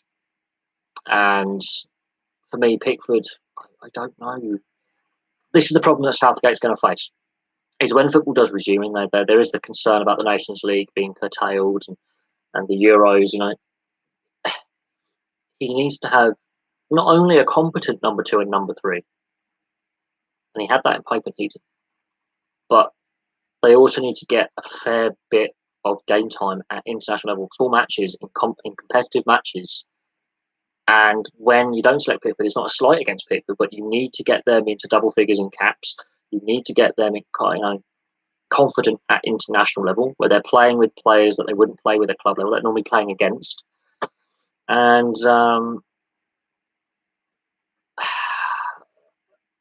we're not sure about Southgate's contract. We know Phil Neville with the England women's team is not renewing his contract, and they've pushed back their tournament to 2022. So questions have to be asked of the FA and direction that international football take. You could say without this virus, there'll be some players getting some international game time this summer in the Euros. It's next year now. Next year's sporting calendar is going to be absolutely mental, and it's going to be fun. But the whole pan-European Euros, UEFA said they're never doing that again. They realised as soon as they announced it was going to be a cross-continental tournament that the logistics, it was going to be a big problem. You're using multiple currencies, multiple jurisdictions, multiple time zones, different laws in different countries when it comes to public gatherings, alcohol, large. It's curfew times. There are some cities like they're playing in where they're not very safe. Hosting games in Baku they've chased the dirty oil money and the corruption, and they've chased the money and they don't care where it comes from. And the criticism that UEFA faced for hosting the Europa League final in Baku was justified. It doesn't matter if it was 2 English teams; it could have been 2 German teams that made the final. It could have been 2. There was no team further east than the Czech Republic that made the quarterfinals that season. And the reaction from fans, not just the fans of I know about the Ireland Mick McCarthy contract, and there's a lot of controversy about that with the Football Federation of Ireland basically being bankrupt, and they've still got to pay out that contract. They're legally obliged to. The situation with the Mick McCarthy, I've been following this in part. They haven't renewed his contract. That's fair enough. They've given someone else a shout at the job. That's up to the FAI. But it turns out the FAI is basically broke, and they are contractually obliged to pay out Mick McCarthy, which is shambolic. Regardless of the coronavirus situation, they are contractually obliged to pay him with money. And this is the problem with football. Whenever a manager gets sacked, Tottenham are still paying off Pochettino, for Christ's sake. When it comes to payouts in football, Big Sam probably has comp payments from a variety of clubs he's managed since Newcastle. So Sam Allardyce, God, I mean, Christ, he's made a mint of getting sacked from clubs, and he's due money. He's probably due a lot of payments. There are a lot of managers and players and transfer fees and managers' compensation payments that are outstanding. Football relies on debt. Football relies on payments with interest to survive. Everyone goes, football is the wealthiest sport in the world. It's also heavily reliant on debt. Its financial structures are built upon debt. So we'll have to keep chasing new money to cover up the debts that football has. It's an unsustainable model. And the Mick McCarthy contract highlights the issues of termination of contract. Bearing in mind, the FAI works in two currencies, euros and pounds, because it also covers the Northern Ireland as well. The Football Association of Ireland covers two nations, and you pay contracts in two different currencies, which is a massive problem: sterling and euros. And Mick McCarthy is due a massive payout, and he is basically saying, "I want my money." The FAI is broke and has hemorrhaged, I think, is it £80 million or €80 million in the last 12 to 24 months or something like that. It's lost a lot of money. And it does raise questions about sports financing and sports governance and the transparency and a whole range of things. The Mick McCarthy situation is more complex than he's just not being renewed. His contract's not being renewed. He's actually been technically replaced and replaced early. And do I have some sympathy for Mick McCarthy? A little bit. I do. At the same time, is he a good manager? He's average. Okay, he's not the best manager they've ever had, but he's a solid pair of hands, and I would say he likes his players to have good work ethic. Whether he selects the right players or they play a certain ways is not up for debate. But yeah, there are concerns about football's finances even before this pandemic. The Bury situation should have been a red flag that things were going wrong when a club that has just won its league and got promotion has gone bust. It raises concerns about the stability, of football financially. And the Republic of Ireland, they've overpaid managers and players, yes. Have the Irish had some good teams? Yeah. A lot of their players were British born with an Irish parent, Irish grandparent. Matty Holland, for example, and Mick McCarthy. If you listen to their interviews, they sound very English. They had a brilliant World Cup in 2002 when Mick McCarthy was manager the first time around. And there is a certain work ethic there. But the Republic of Ireland especially has an issue with player recruitment and player development. And there's it's a complex mess. And yeah, the Republic of Ireland, when it comes to football, when it comes to the FAI, they're broke. They've overpaid their managers. They've overplayed. They basically said to players, "Oh, you've got an Irish parent or grandparent, or you're born in the north. Do you want to play for us? When we'll pay you more match fee than Wales, Scotland, Northern Ireland, possibly England. Come to us." And yeah, there were issues in the recent qualifying tournament for the Euros. There has been a decline since their last tournament appearance. They're still better than Scotland. I'm going to say that the Republic of Ireland, Northern Ireland, and Wales are still doing better than Scotland when it comes to international football. Yes, the Republic is going through a bit of a period of time at the moment where the structures off the field are in trouble, and on the field things aren't great either. They're still doing better than Scotland since 1998, and that is damning. That if Northern Ireland can do better than Scotland when it comes to qualifying, tournament play, actual getting to tournaments, doing well at tournaments, it does tell you that there's an issue with Scotland. You look at the Republic; they may not make it through to another tournament for 20 years, but they've still done better as a footballing nation than Scotland in the last 20, 30 years. You have to look at the amount of times they qualified for major tournaments compared to Scotland. They have a smaller player base. They have less football fans because you've got the Gaelic Amateur Association sports that are very, very popular. You've got rugby union that's very, very popular, and they've got a pretty decent rugby league international side as well. So when it comes to looking at the difference between Scotland and Ireland seem to do much better at international sport than Scotland do. But the Republic definitely could have a period in the wilderness. But if you look at Northern Ireland, do you know how many players Northern Ireland at senior level has to choose from? It's got about 86 players who play professional football to choose from to play, for their country, who are eligible. 80 odd players, I think, with the Euros in 2016. I think they had eligible to play for their country. They did pretty well in that Euros. They did pretty well in the qualifying campaign. That just tells you all you need to know about how Northern Ireland prepares for tournaments. They've got a good work ethic. They seem to do better than the Republic. The Republic does better than Scotland. And Wales have started to take tournaments more seriously. They have got some good players other than Gareth Bale who played for them. I think Northern Ireland do a hell of a lot better than Scotland. And the Scotland situation is such that they haven't qualified for a major tournament for 22 years. Their league is dominated by two teams who swap every so often, and in recent years it's been Rangers for a decade, and it's Celtic. But basically, it's Rangers and Celtic that are the dominant teams. Aberdeen were the last non-old firm team to win the title. A few other cup competitions have been won, I think, by Hibs, Falkirk, and Inverness County Thistle, and a few other teams have won League Cup and Cup. But the league has been dominated by two teams for 34, 35 years.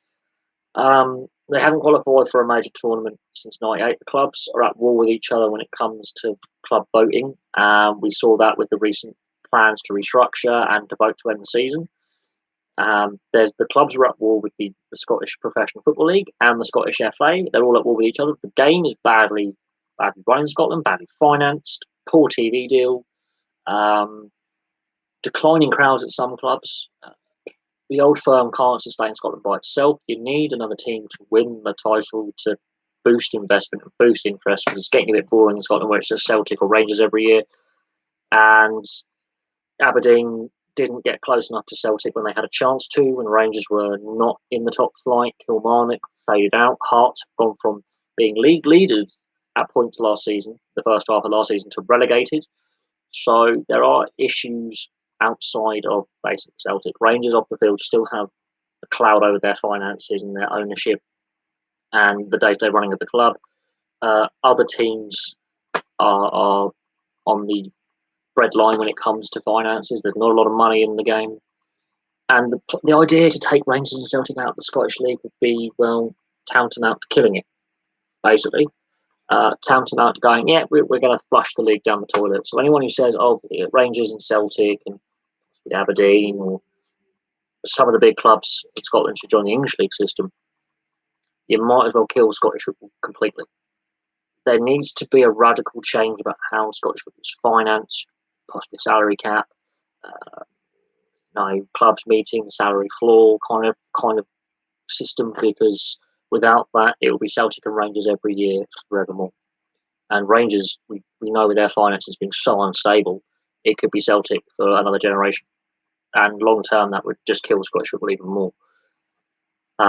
Michael O'Neill is a very good manager, yes. I would definitely say so. I think with the limited resources, he's done exceptionally well.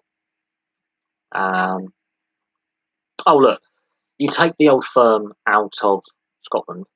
When you've got teams like Aberdeen and Hibs, especially, who like giving a go to Celtic, um, it makes the Scottish League pointless. It already is pretty pointless now, but it was starting to get a bit more interesting with Kilmarnock giving it a good crack last season. Rangers really bouncing back this year, and they're still in Europe where Celtic are out. So that's something. Um, but Hearts getting relegated is bad for Edinburgh because the Hibs Heart rivalry also brings in a fair bit of cash. Aberdeen falling back is bad. They had their chance to. They were starting to close the gap on Celtic, and then they faded and dropped away. Um, and long term, yeah, Scottish football needs a rethink. They need to either restructure the league and grow the size, or either combine the Championship and the Premiership, or combine League One and League Two and have bigger leagues, or make it a three-league system where you enlarge the league somewhat, or continue to have mediocre national sides, a failure to get to international tournaments, and a mediocre league system which doesn't generate the funds necessary to even support a Celtic. Because you put Celtic in the English league structure, they will get hammered week in, week out. Oh yeah, they would get battered because they've lost their rivalry with some of the Scottish clubs outside of Glasgow, because the Edinburgh clubs, Aberdeen, Motherwell, they always get up to play Celtic. And you take Celtic out of that, or Rangers, you do. It's a mess. And Scottish football's been a mess for quite some time. You can trace back Scotland's problems to the 70s when they restructured the league to what it is now, to then plans to restructure it again. Clubs are not happy with it. So the clubs are at war with themselves, and the lower leagues are complete utter shambles. The TV deal, because Setanta collapsed 12 years ago, Scottish football hasn't recovered financially. That took a massive blow. But you look at the national side and the declining quality of players produced, the declining quality of their clubs in Europe. In 12 years since the European Cup final was played by a Scottish club. 12 years. That was Rangers. It was in St. Petersburg, 2008. 12 years. 12 years since a Scottish club has done anything in the Champions League or Europa League. 12 years. Celtic never get out of the group stage. They always qualify, and then they don't even get into the Europa League by finishing third. It's just we'll turn up for the Champions League and get battered 6-7-1 by a team. Occasionally, you might have that one classic night at the Bernabeu or against another European on another classic European night. But for the most part, we turn up and get slaughtered. Our fans misbehave, stay on the club. Rangers average in the Europa League, but the Europa League's a pretty average competition. They're doing pretty decent in the Europa League this season, but since 2008, or Aberdeen, they either crash out at the qualifying stage or crash out at the group stage. And again, fans misbehave with sectarianism or just general stupidity. That's tarnish on the game. The Scottish FA gets a fine. The clubs get a fine. This is the problem with Scottish football. The fans can't behave. And the clubs, they just turn up in Europe and get battered. I don't know how else to describe it. I mean, Celtic have had the odd night in the last decade or so where they've had a pretty good crack at Champions League matches in the group stage. But for the most part, they turn up, they lose heavily, they go home. Fans misbehave by sectarianism or just general idiocy. Club gets a fine, a section of the stadium shut, and then they go back to playing in a mediocre league where they're 10, 20, 30 points ahead of the season and battering, let's say, Partick like 6-0 the following match because they're frustrated about losing 7-1 against like Barcelona or Leipzig or something, and it's just does nothing. And people wonder why Scottish football at international level hasn't done well. Well, they're not producing the quality of player they were 20, 30 years ago, and the quality of club football has just gone down the pan. And part of that is to do with the collapse of RTV Sport, and part of it is to do with the collapse of Setanta. So in the space of a decade, they lost 2 TV companies that are pumping money into the Scottish game. They go bust. Gretna goes bust. Dunfermline nearly goes bust. Rangers basically liquidate and have to reform. Livingston go up the pan. Dundee and Dundee United, they've just gone up the Swanee. Motherwell nearly go bust. I mean, Hibs, Hearts. I mean, these are big name clubs in Scottish football that are going, we're just yeah. Oh God, Celtic fan. There's photographs, there's Facebook memes of a Celtic fan just lying in a puddle of his own vomit.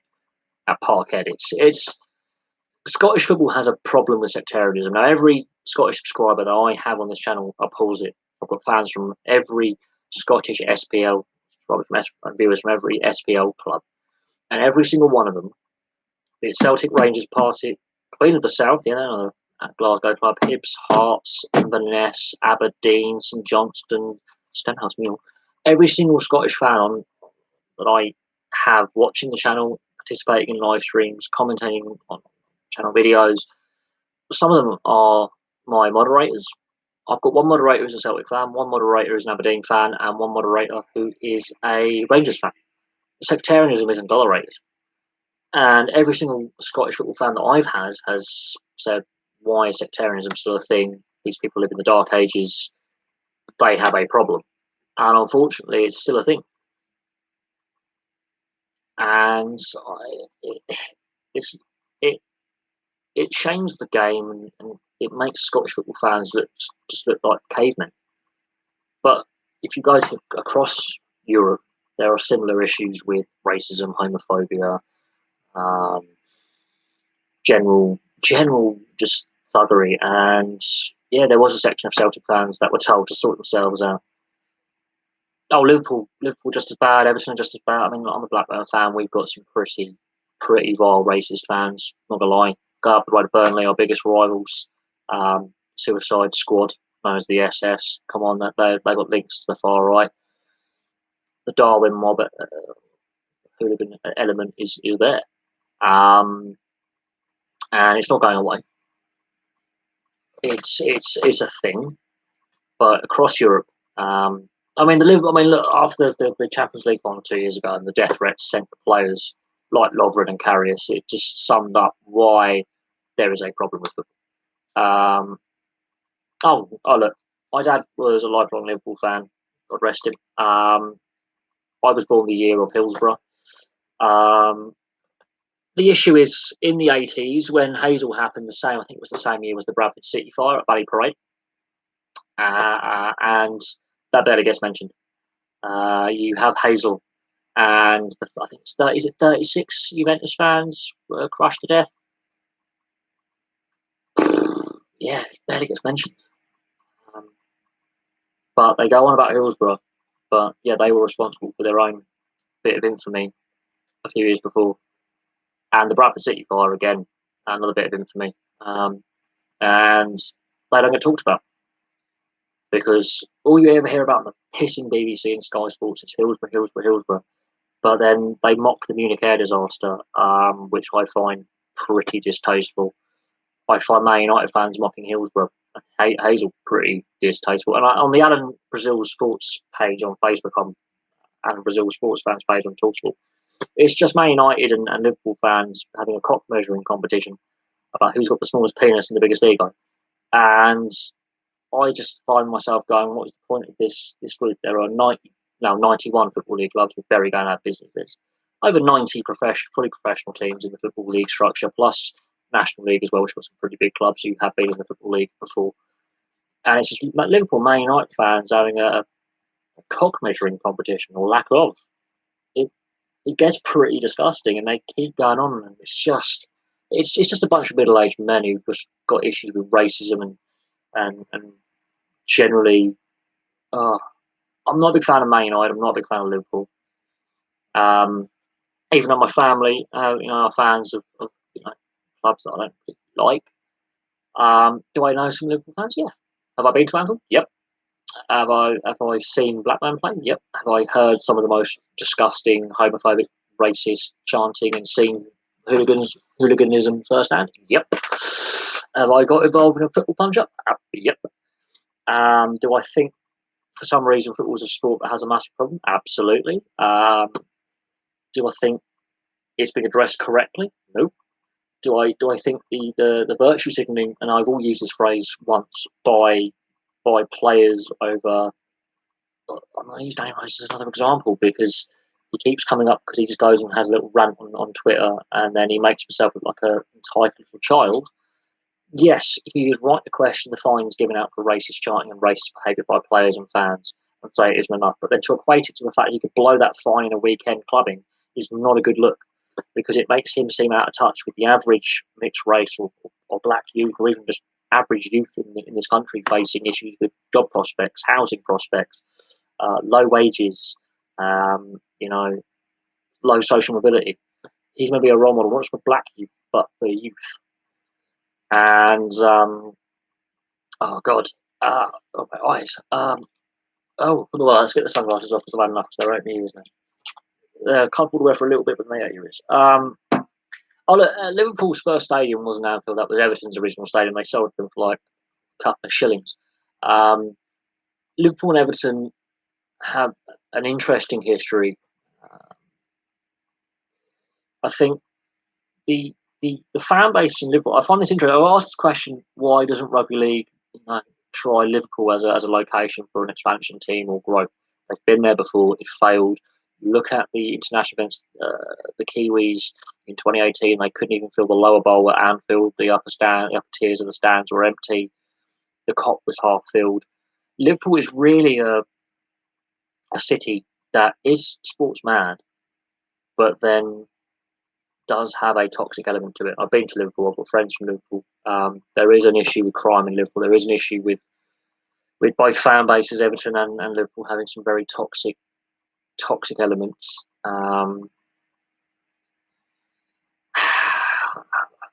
But I wouldn't say necessarily they're the most hate. I think there's an equal hatred with Man United in that. And Man City don't get a good rep either because they don't watch their team play.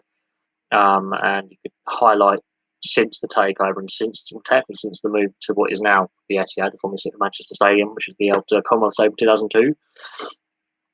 Since the takeover 2007, they never really pack out that stadium.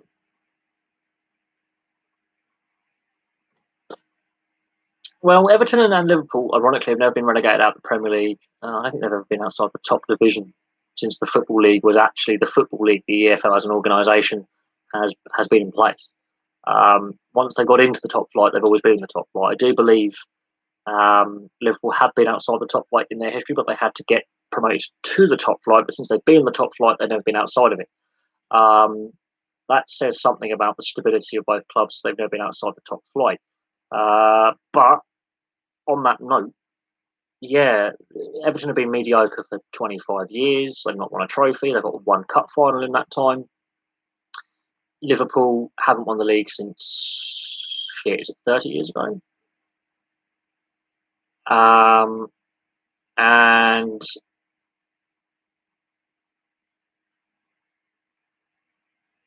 I think they've, in their history, both Everton and Liverpool have been highly successful. And Liverpool with their European trophy haul, and Everton have actually done pretty well in Europe in their history as well. Let's not forget that.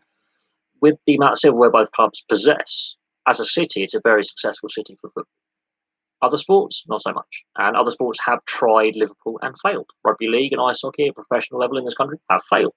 They have not established a foothold. For some reason, the city is just football mad. When it comes to other sports, they don't buy in as much. I don't understand why. It's a vibrant city with a student population. There's a lot of redevelopment the city's gone through over the last 35 years. There's reasonable property prices. It's quite cheap to buy property there. There's a lot of businesses that put their headquarters there. It's still a major container port. So you would think with the amount of international investment in Liverpool and the positioning, the Northwest, that rugby league and ice hockey professionally would have established itself. Rugby league has failed. You've got St Helens down the road, and ice hockey, the nearest professional team I think is in Manchester, and the nearest team is across the Mersey from Birkenhead, or across the River Dee in Deeside, Flintshire. So other sports haven't got into Liverpool. They've tried and they've decided we're not going to go there again. I had this debate, I think, on the last live stream about why Liverpool doesn't support other sports. And I find it bizarre. It's a young population. It's an upwardly mobile population when it comes to the student population, and a lot of them staying in Liverpool from outside the Merseyside area. A lot of people go to Liverpool for university, and they end up staying. It's got a vibrant overseas community. There's a big Oriental community in Liverpool. There's a Chinatown, I believe. Um, there's a lot of overseas nationals living in Merseyside, and you would have thought they would have brought other sports with them, interest in other sports with them, and it just hasn't transferred to. I would think most likely rugby league would be the most logical sport to have a foothold. It doesn't, and I don't know what Liverpool do going forward as a city to try and attract other sports there. They have a great opportunity when this lockdown and sport, professional sport, can resume to really look at the fact that as a city they have given much to British culture and the British economy over 200-300 years. And it's interesting that rugby league has failed in Liverpool, considering that you have St Helens down the road, Warrington's only in Cheshire. So two of the biggest teams in the Super League are not actually a million miles away from Merseyside itself. And there are players who are playing for Warrington and playing for Cheshire who are from Merseyside. And they're from Merseyside. James Graham is a Scouser. He is now playing in the NRL. But the fact Rugby Union hasn't got a professional team there as well really stuns me, because Manchester got Sale. Great Manchester's got Sale. You've got Newcastle and Leeds have professional. Sheffield, Rotherham, they all have these. Doncaster, they all have professional rugby union or semi-professional teams that have played at high level. Yet Liverpool doesn't have a rugby union team at professional level, which again I find really surprising with the university population and the young, upwardly mobile becoming more affluent. It surprises me. I mean, Liverpool had the City of Culture moniker for a while. Yeah, there has been a lot of investment in infrastructure, in the development of the city, and it is surprising that other than boxing, where there's a lot of professional fighters who come from the Merseyside area, there isn't a lot else. Yes, they buy into the Grand National meet and the other meetings at Aintree when it comes to horse racing, but they're few and far between. They're not every weekend. And every other sport's failed. I do not understand this. And this is a question, a topic that we discussed in the last live stream about why professional sport in Liverpool, other than football, has struggled. And you would have to ask people from the Merseyside area why. Why has a very successful sporting city only got one sport it's successful in? When you go to other areas of the country at the various professional and semi-professional levels, and look at the success these areas have had. And the fact that they support more than just one sport. It's really bizarre that in Merseyside, football is everything, and other sports don't get a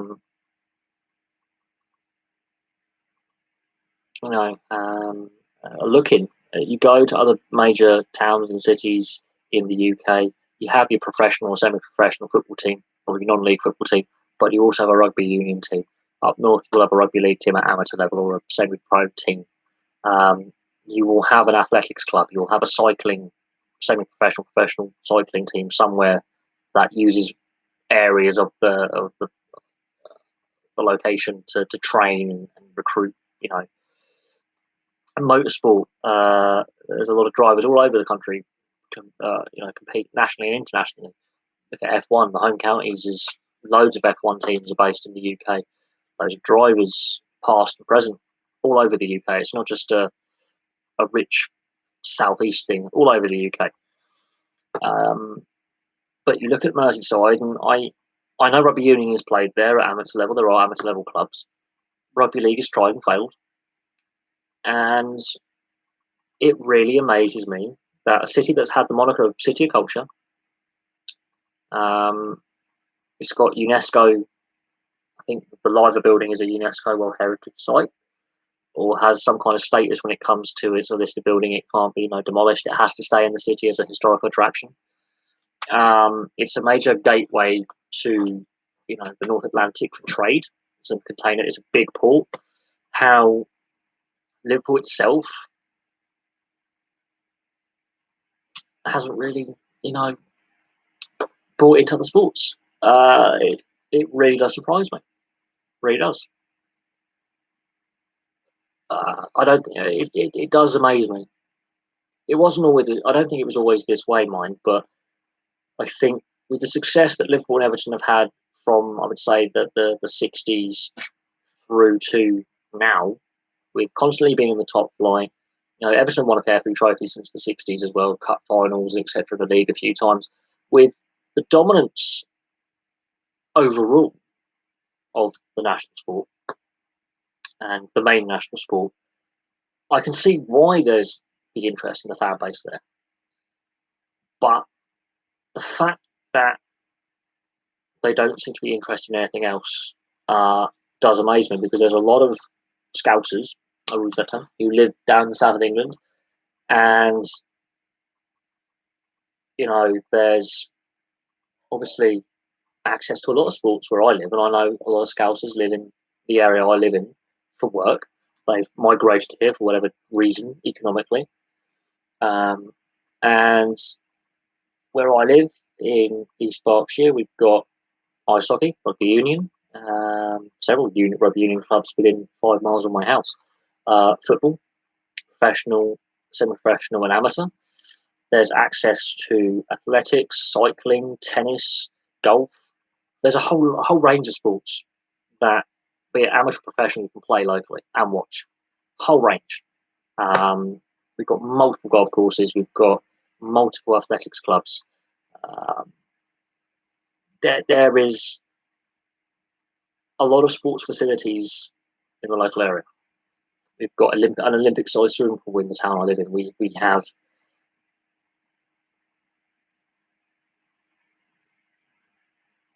there's a whole host of facilities available now. Liverpool has all these things, but at the same time, when it comes to sport, they are obsessed with two: football, firstly, and then I think boxing gets a fair shout in Merseyside, but not on the level it should. Not with the amount of fighters that trained in Liverpool come out of Liverpool, be it by birth or training or location where they train. So there are questions over why, for some reason, you would have to survey Scousers. You would have to survey people who live in Liverpool, who are born and bred, and those who've moved into the area, and see what they, It'll be also interesting to see what the viewership figures are for professional sport with what they watch other than football. So if you take football out of the equation, what other sports do they watch on TV or on the internet by streaming? You would have to actually do an actual survey, and I don't know how you would target it, but you would have to list a whole load of sports and what that population base watches and consumes, to understand why other sports have failed or are not getting the exposure or the growth that a city or a urban area of Liverpool, Merseyside size should expect. That's the best way to describe it. You would have to do some real research to understand why you don't have as many track and field athletes coming from Merseyside, why you don't have rugby league or rugby union players who were born or at some point in their youth raised in Liverpool, going on to play in the numbers that Liverpool produces so many football players who play in all the various professional leagues in England. It does surprise me, however, that other sports don't get that looking.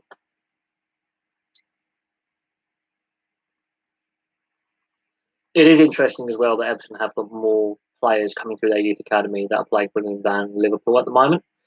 And Everton are still a pretty successful club in their history. They're not hopeless. They've just gone through a very long spell of not adapting to the Premier League.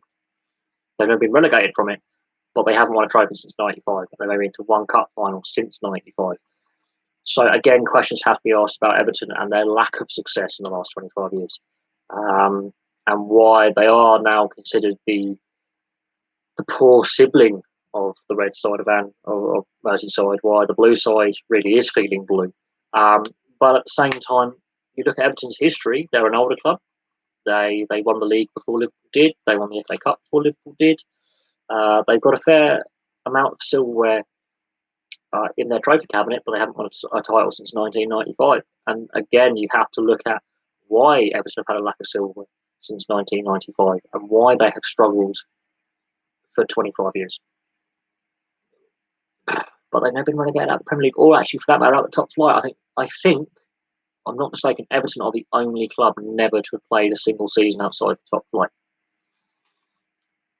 I may be wrong on that, but I believe Everton have never played outside the top flight. Doesn't mean I can't look at the history of Everton and see if I'm wrong, but they have been a constant forever. But people forget that, before 1992, Everton were a pretty good side as well, and did win European trophies and did win the league and did win the FA Cup and playing a lot of FA Cup, and we did win the League Cup and have won a fair 3 trophies. But in the Premier League era, they've won 1 trophy.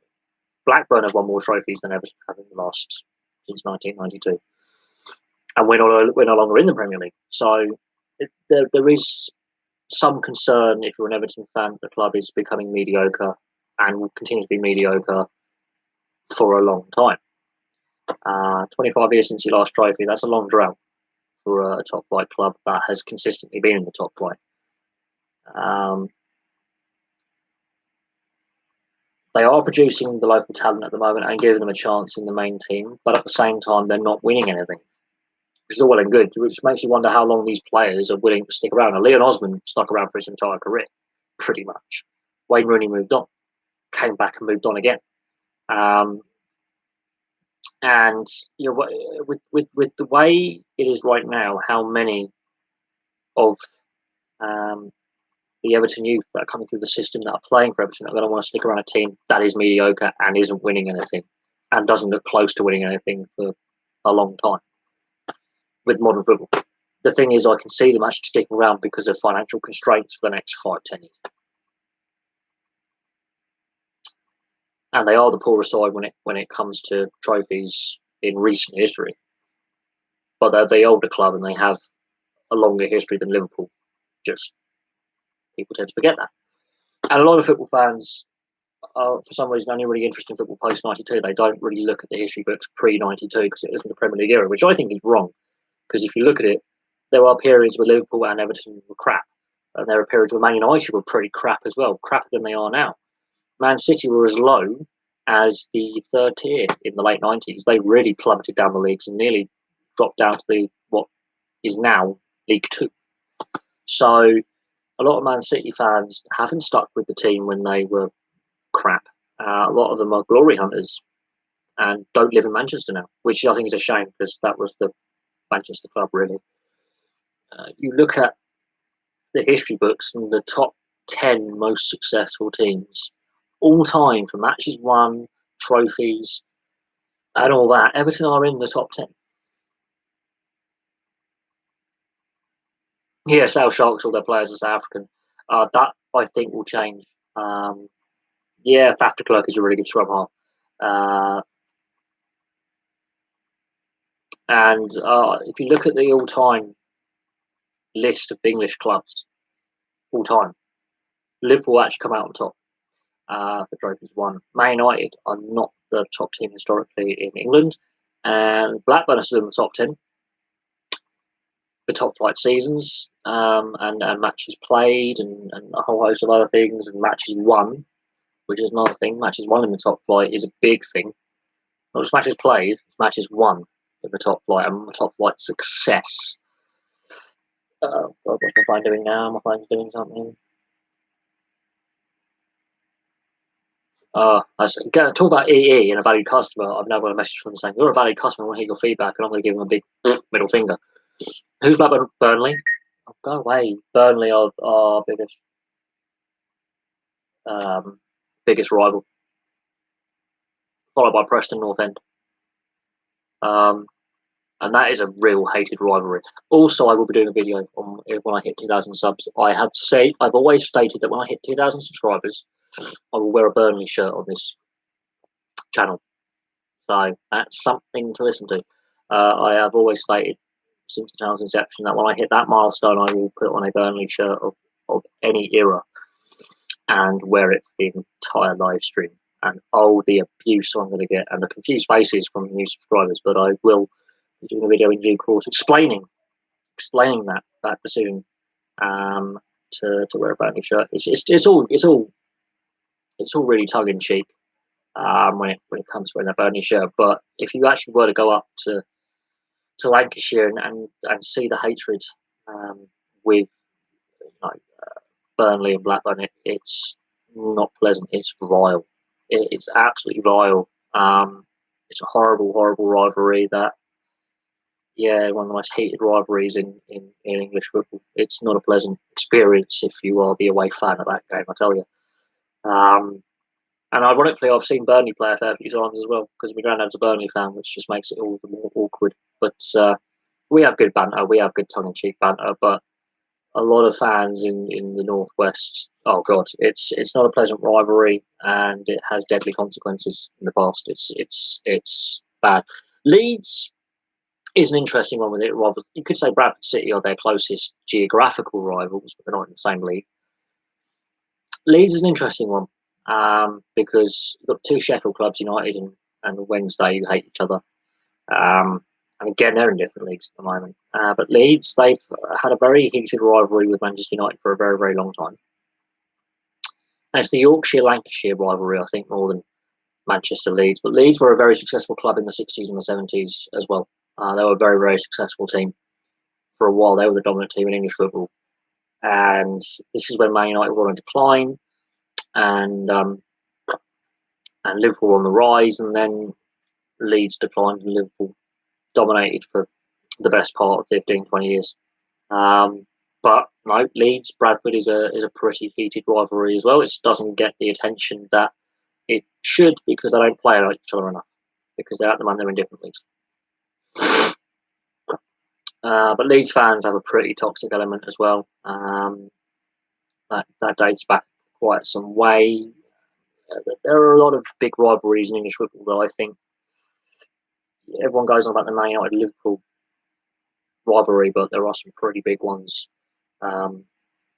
throughout the Football League pyramid that don't get the coverage they do, because the BBC and the Sky Sports obsession with Man United and Liverpool, the absolute obsession with those two clubs, drives me to insanity. And social media's it's just a toxic rivalry, Man United Liverpool, but other rivalries are pretty heated, and I think probably more so historically. I mean, Blackburn Burnley goes back before Liverpool were even a football club. Two fans of the Football League, they've hated each other for 140 years. They Nottingham Forest, Notts County. I mean, Christ, that's a rivalry that doesn't get a lot of attention, because again, they're in different leagues. Arsenal Spurs hated rivalry. Millwall West Ham for some reason, and Brighton Crystal Palace. I don't get that one, but I know a lot of people do. But Brighton Crystal Palace is a pretty tasty matchup. Chelsea Fulham actually surprisingly has an interesting history, but again, I think every team hates Chelsea. Brentford Fulham is an interesting one as well. I've seen when they were both in the same division, and Brentford have a very good chance of getting up to the Premier League as well. So Brentford Chelsea could be quite interesting next season. If Brentford do make it out playoffs and get promotion, that could be really interesting next season. If Brentford Chelsea, that could be a really tasty matchup. Southampton Portsmouth, that is a real nasty matchup. Yeovil and the Bristol Rovers and Bristol City, that's a tasty little matchup, considering that Yeovil have gone through the Football League pyramid and out of it, and played both those clubs on a regular basis in the last 15 years. And could they have the right to get playoffs out of the National League? There's a debate on that at the moment with the promotion relegation aspect. Plymouth don't really have a local rival. I think Exeter City is the closest rival to Plymouth. That West Country derby is pretty toxic. The Bristol derby is vile when it comes to the violence. Cardiff Swansea is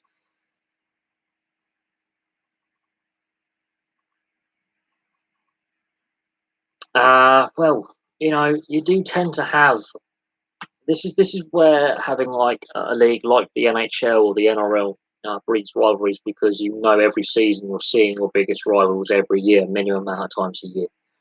And especially in the postseason, this is where I think the football needs to look at itself and go, right. But rivalries evolve as well. They evolve over time. And I've seen the aftermath of an Exeter Torquay match, by the way, years ago when I was a teenager. We were going, it was one of the last matches of the season.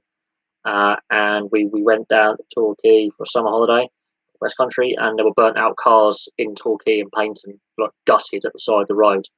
Exeter fans' cars, they parked on the edge of the town, tried to be sneaky, and their cars got torched by the locals. So, yes, I have seen some of the West Country derbies, they get a bit tasty and a bit naughty.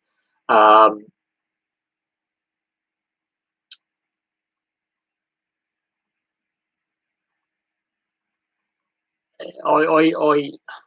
seen some of the. I've been with a few South Coast games. I've been to Portsmouth, been to Fratton, I've been to St Mary's. I haven't been as far as Bournemouth yet to the Vitality. I would like to go to Bournemouth for a football game, for any match. But I've been to St Mary's, I've been to Fratton Park, I've been to Brentford, I've been to the old Griffin Park, which is now going, obviously, and been replaced with a new stadium across the road. I've worked near the Hawthorns. I've seen the Hawthorns. I've been literally touching distance of the Hawthorns in West Brom. Been to Vicarage Road multiple times. And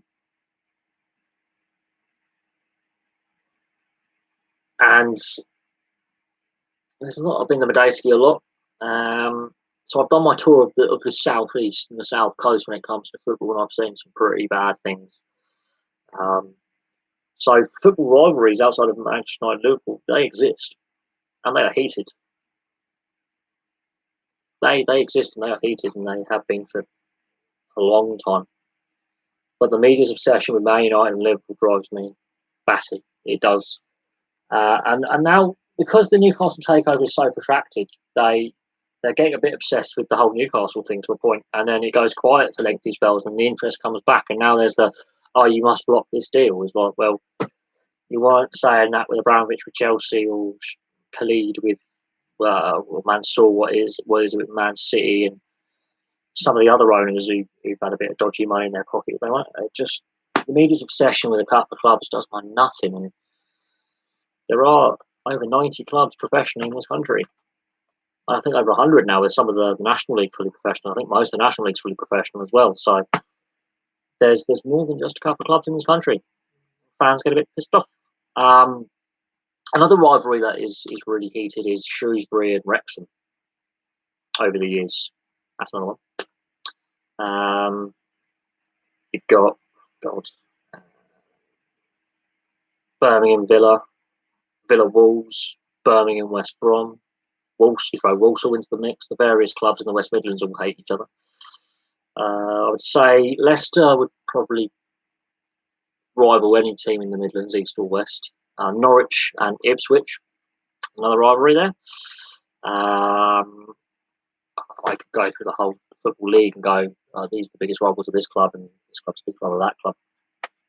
But there are some pretty heated games. The rivalry is an interesting one, but you seem to what other leagues and other sports have done very, very well, especially the NRL in Australia, the AFL in Australia, the NHL, the NFL, is you put your rivals in the same divisions.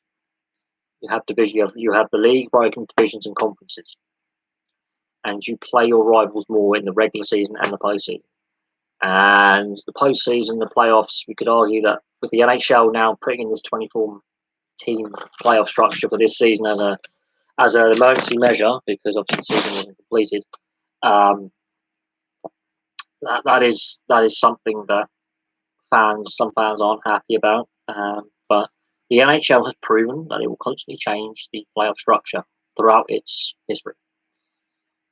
It's always tinkered with the league format and the playoff format, the amount of games played, the amount of teams in the league, the amount of playoff games. And it's an interesting structure they have. It's a 31-team league at the moment, so it's 32 very, very soon.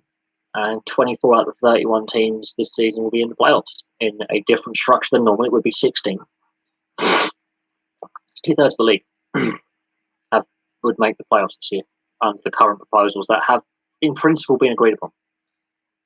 You are going to get rivalries, even with teams that aren't necessarily neighbours.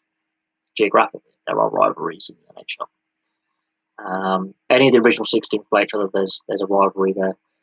But what the NHL does is the division conference system. Same with Major League Baseball, same with the NFL, same with Major League Soccer to a point. How do I with 31 teams? At the moment, the Central Division, where the Winnipeg Jets, my favourite team, play, and the Arizona Coyotes will be joining, has 7 teams instead of 8. Arizona will be moving over when Seattle joins next year in 2021. And each of the 4 divisions will eventually have 8 teams. So at the moment, it's the Central Division has 7, and the other divisions have 8. Now, the Central Division actually is, in my view, over the last decade, been the hardest division in the NHL to get out of and then get to the playoffs, win the Stanley Cup. I believe it is the hardest division in the league. When you've got 7 teams, they're all pretty good. When I say pretty good, they're all playoff caliber. And if one of those, when a team in the Central Division misses the playoffs, they haven't missed by much. So, in theory, you've got the top 3 teams from each division plus wild cards. Now, the wild card system is a more recent addition to the NHL playoff format, and not everyone agrees with it. And this is where this 2014 playoff structure is a bit different because there's a play-in with those who are in the hunt for a playoff place. Get in. Anyway, there are various ideas being put forward to change the playoff structure, but basically you've got the 4 divisions, the top 3 from each division automatically qualify for the playoffs, plus the wild cards to make up 8 from each conference. That's 2 wild cards per conference. Some seasons it's the top 3. Let's say we look at the Pacific and the Central. One season I think it was the top 3 from the Pacific and 5 from the Central, and then the last couple of seasons it's been 4 and 4 because the top wild card teams have been 1 from each division. There's talks of changing the division structure yet again and the conference structure. It's all getting very, very complicated. But in principle, you would have the finals between the Eastern Conference champions and the Western Stanley Cup. This year, it's still going to be the best team from the East versus the best team from the West in the playoff structure, but it won't necessarily be the best teams have got to the Stanley Cup final with an expanded playoffs. It's complicated.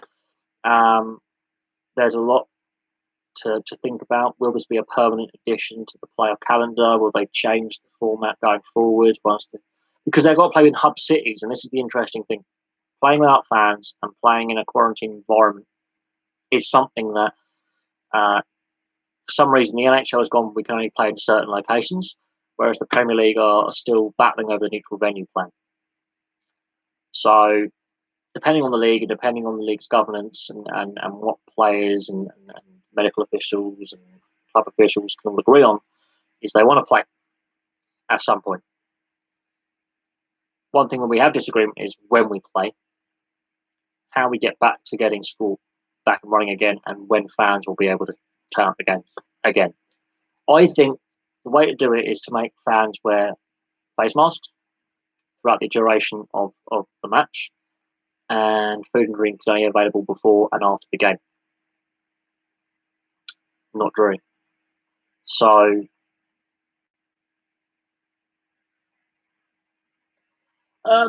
basically, there are several channels that I could. The German league isn't the only league that has 18 teams. Loads of leagues in Europe have 18 teams. The German league is the only league that's restarted. The French league has 18 teams. I think the Italian league has 18 teams. Other leagues have even less. It's just how they worked out their league structure quite some time ago. They thought, we'll make it 18 teams so they can afford to have a winter break. There are calls to reduce the Premier League in size, and the Premier League used to be 22 teams. So the Premier League was bigger than it is now in its early years, and then they reduced the size of it because the TV companies basically flexed their muscles. And there was the league went through 2 restructurings in the 90s. In 92, the Premier League was formed. I think in 96 or 97, the league reduced in size.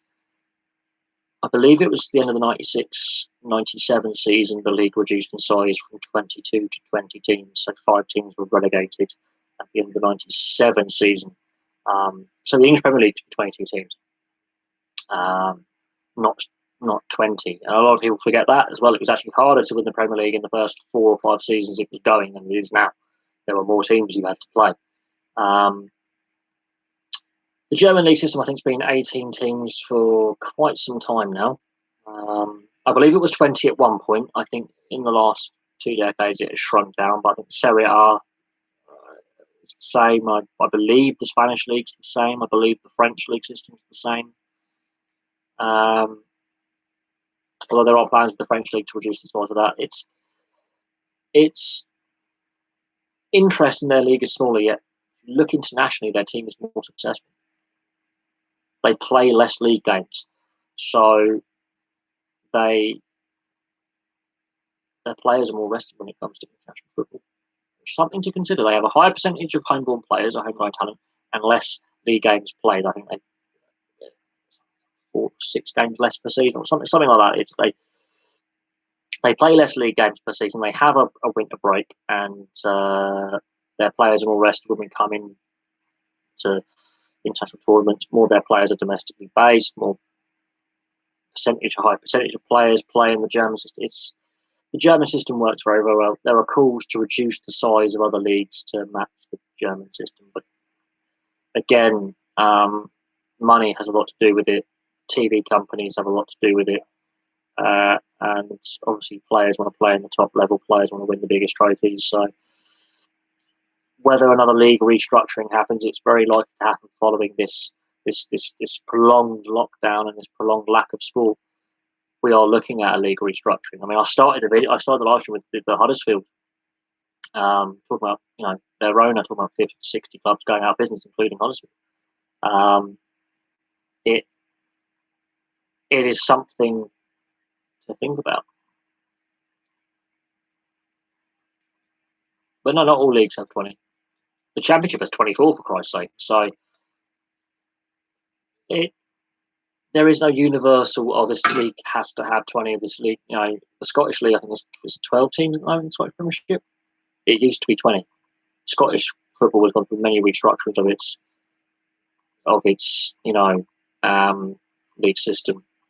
English football's gone through 2 restructurings in my lifetime. I think 92 and I think 97 league restructurings, and then league rebrandings in the early 2000s with the Championship, League One and League Two, and Division One, Division Two, Division Three.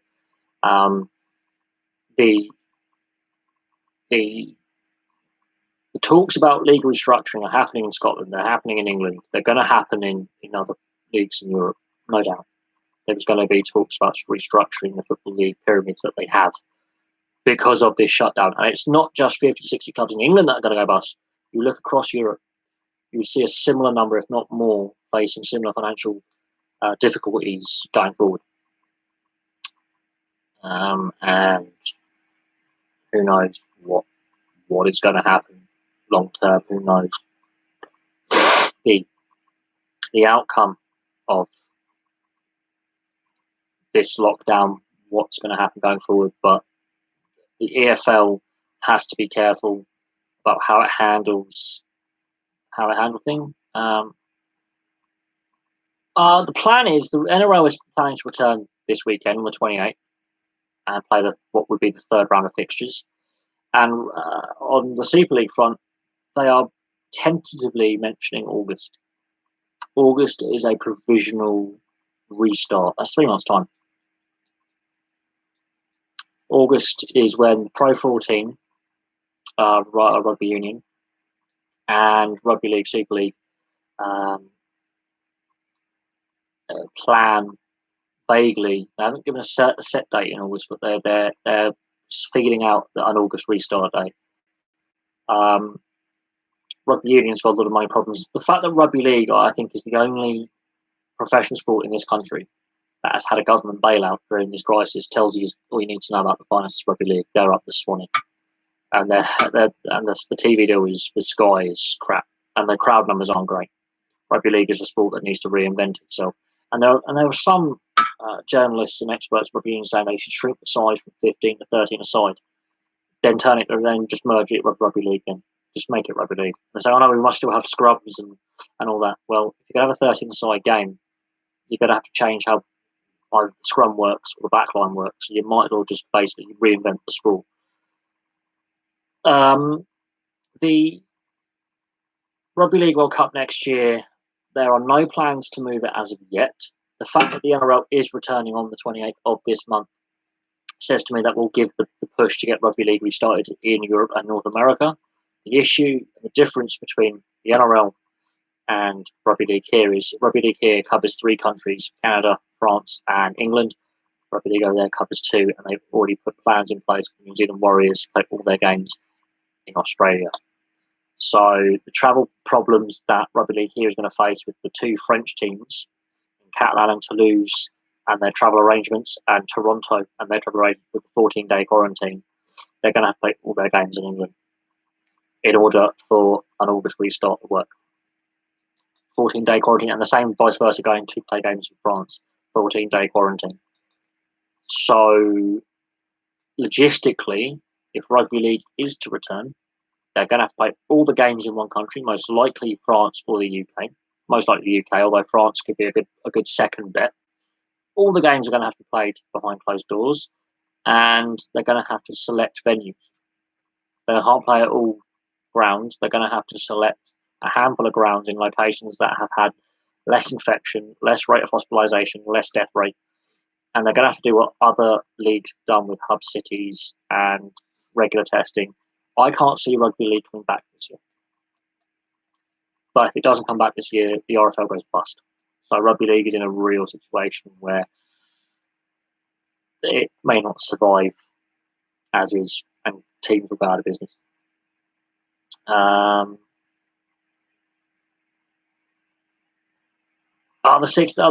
This is Bill Beaumont, and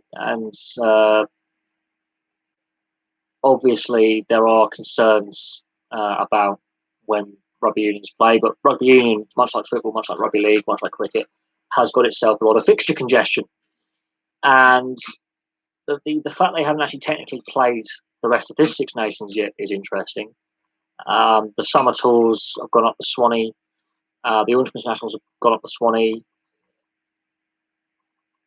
I think it's an interesting one. Do you really want to play international rugby? I mean, if they were to play the Six Nations at this time of year, the temperatures have been pushing 30 degrees in the south and east of England. Okay. There's currently heathland and forest fires in the West Country right now. So can you imagine playing in the Northern Hemisphere a Six Nations tournament in 30 plus degree heat or high 20s?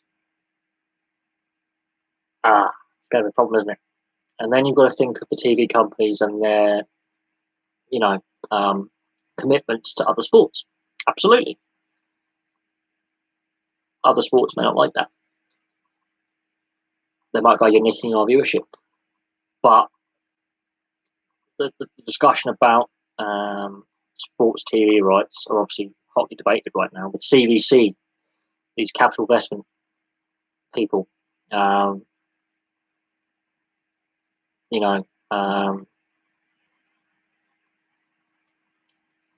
a stake in the Pro 14, buying a stake in the Six Nations, buying a stake in English rugby. Have you noticed that there are concerns about the TV rights going forward for the Six Nations, for international rugby union? Massive concerns about the accessibility of the sport. So the TV rights is a big debate point right now, and if rugby union gets it wrong, it does risk its future as well. Because we're looking at the finances right now, rugby union's finances are going down the pan. And this was the whole debate that Augustin Pichot had about his running for election, was rugby's finances aren't sustainable, the model doesn't work, and he's been proven right. Even though we lost the election, he's been proven right. Even without this crisis, rugby was unsustainable financially, rugby union. Rugby league, exactly the same. If the NRL didn't return this year, the league would go bust. If Super League does not return, the RFL goes bust.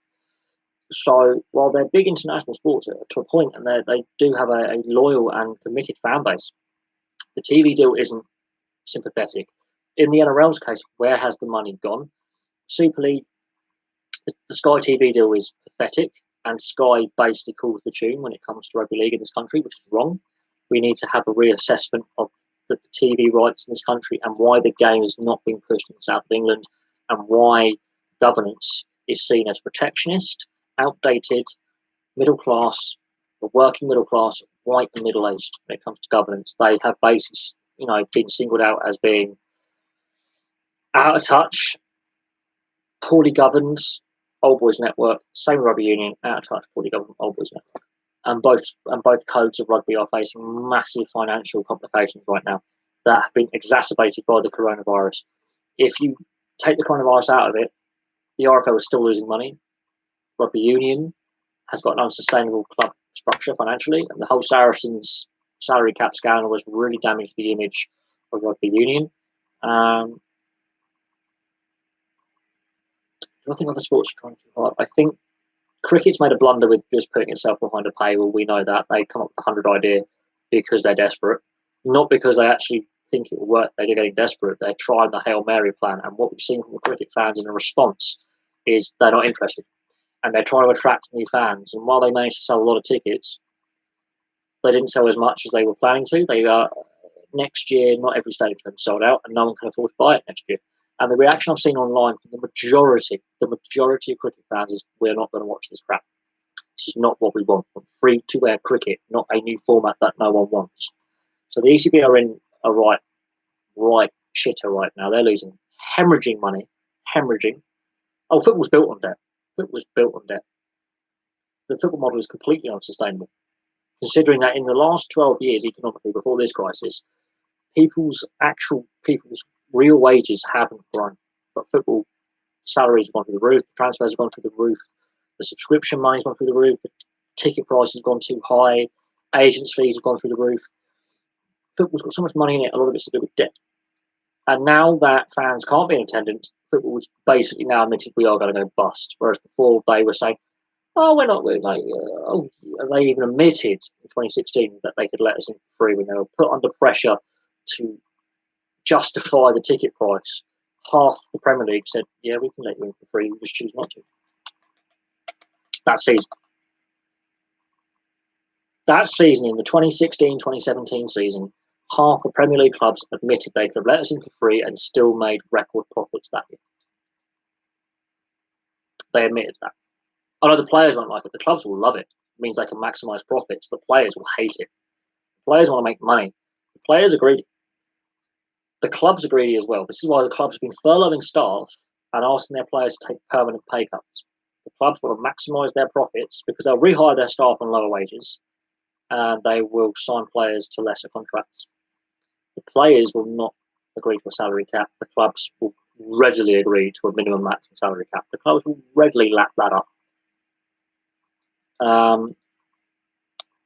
UEFA have waited too long to bring in a European salary cap rule that leagues have to abide by. The football authorities have waited 30 years too long. They could have done this when the Premier League was instituted in 1992 because we were told ticket prices wouldn't go up. They've gone up. TV deal would work for the lower leagues. That's why 50, 60 clubs are facing going bust and why Bury have gone out of business this season. And yeah, a salary cap system should have been brought in 30 years ago. It wasn't. The reason why the upper cap was removed was because football was not economical for players to keep playing. So football was actually losing players to non-sporting trades. They won't, because you'll be limited to how many big name players can sign for a club, I would think. You look at the NHL, you look at the NRL, they have salary caps. Every team has star players in their lineup. Even the crap teams that are really struggling have a star player or two who's on big money. I understand the NHL, but the NHL has a salary cap. And if you look at it, 31 teams are all given an equal chance at the start of the season, apart from Detroit, who are shit, and also who retire fire. That makes 29 teams have a decent shot of winning a Stanley Cup every year at the moment, because 2 teams are absolutely hopeless. One for poor management, one for they had an aging team, had to rebuild, and they got it a little bit wrong, but they just got a lot of young players that haven't got experience in the one that's been badly managed. Again, a lot of young players without much experience. 29 teams out of the 31 have star players in their lineup. They're littered with stars are sprinkled out across the league. You can't load up a team anymore. A salary cap means you cannot load up a team anymore. Because if you're spending 80% of your cap on only 6 players, that's not a sustainable team. And yeah, the call for more young English homegrown talent come through, they are addressing that. But again, a salary cap should be introduced 30 years ago. It's too late to do it now. damage has been done. The players are going to want to have they'll have to grandfather those players' contracts now in, and then it's hard when a player has to move on. I think the transfer system has to be capped as well, because it is so unsustainable. And football's on its own hole for 30 plus years, and now the slippery slope it's been on with selling off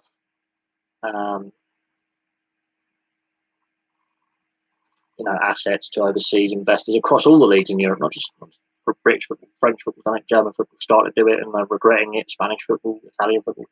There are concerns about club ownership, there are concerns about club finances. Big clubs in France, in Spain, Germany, and Italy have all gone bust. All had financial problems. Christ, Dortmund almost went out of business 20 years ago, and Munich stepped in to save them along with a lot of other German clubs. Parma have gone out of business several times in Italy. Now, Palermo have had their problems. These are big clubs that have played in Europe, and won trophies, and played at the top level. It's happened. It's happened. Valencia, famously, massive financial issues in recent seasons. It's happened. It's a thing. But I think you have to look at other leagues with salary caps, and they do it very, very well. Football is well behind the times when it comes to a universal salary cap system, which works effectively, because we know financial fair play doesn't work, and it penalises teams that overspend because they want to be competitive. And it needs addressing. And when UEFA come out and say this system doesn't work, but we invented it, but we know it's crap, it doesn't work, how can you adequately enforce the rule when you know the rule is flawed?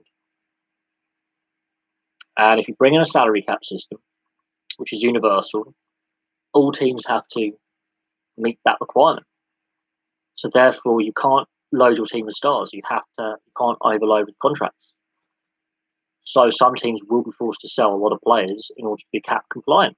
Then you have a salary cap floor to make sure all teams are competitive. Otherwise, you'll just have one or two teams right at the bottom of the league every year getting their asses wiped. So you have to weigh that up. You have to look at how other leagues do it, but other leagues don't have a relegation system. This is another thing. Oh, Saracens, that was known about for years. That was leaked years ago that they were fiddling things.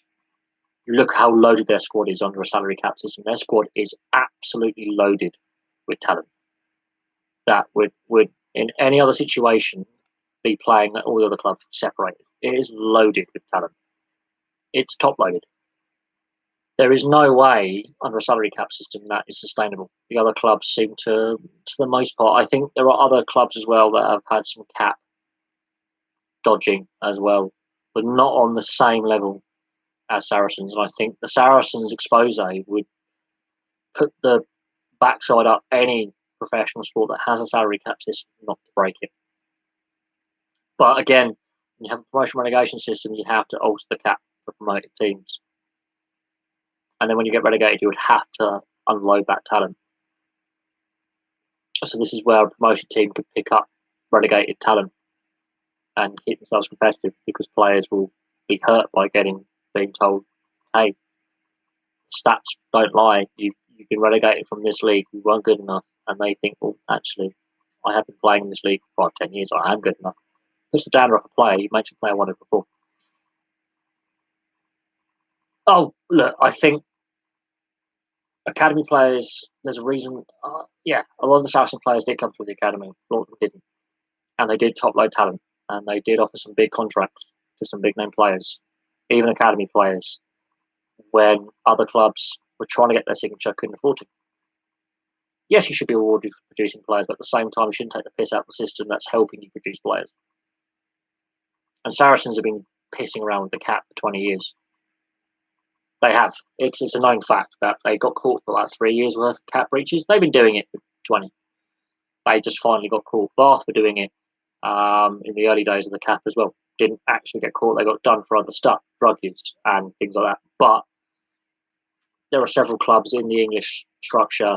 Oh yeah, Saracens have been doing it for decades. Absolute decades. They've been overspending well above the cap. They just caught for 3 years. Rugby fans know this. It's a known fact that Saracens have been rorting a cap system since it was in place. They regularly sign up to agree, yeah, we agree with the salary cap system that's in place because we're a constituent member of the league and we're going to break it. The fact they only got caught for a 3-year spell, I think it was a 3-year period or 4-year period, is tantamount to the fact they hid the rest of their dodgy dealings very well, and you only have to keep financial records for 7 years. So it's a well-known secret that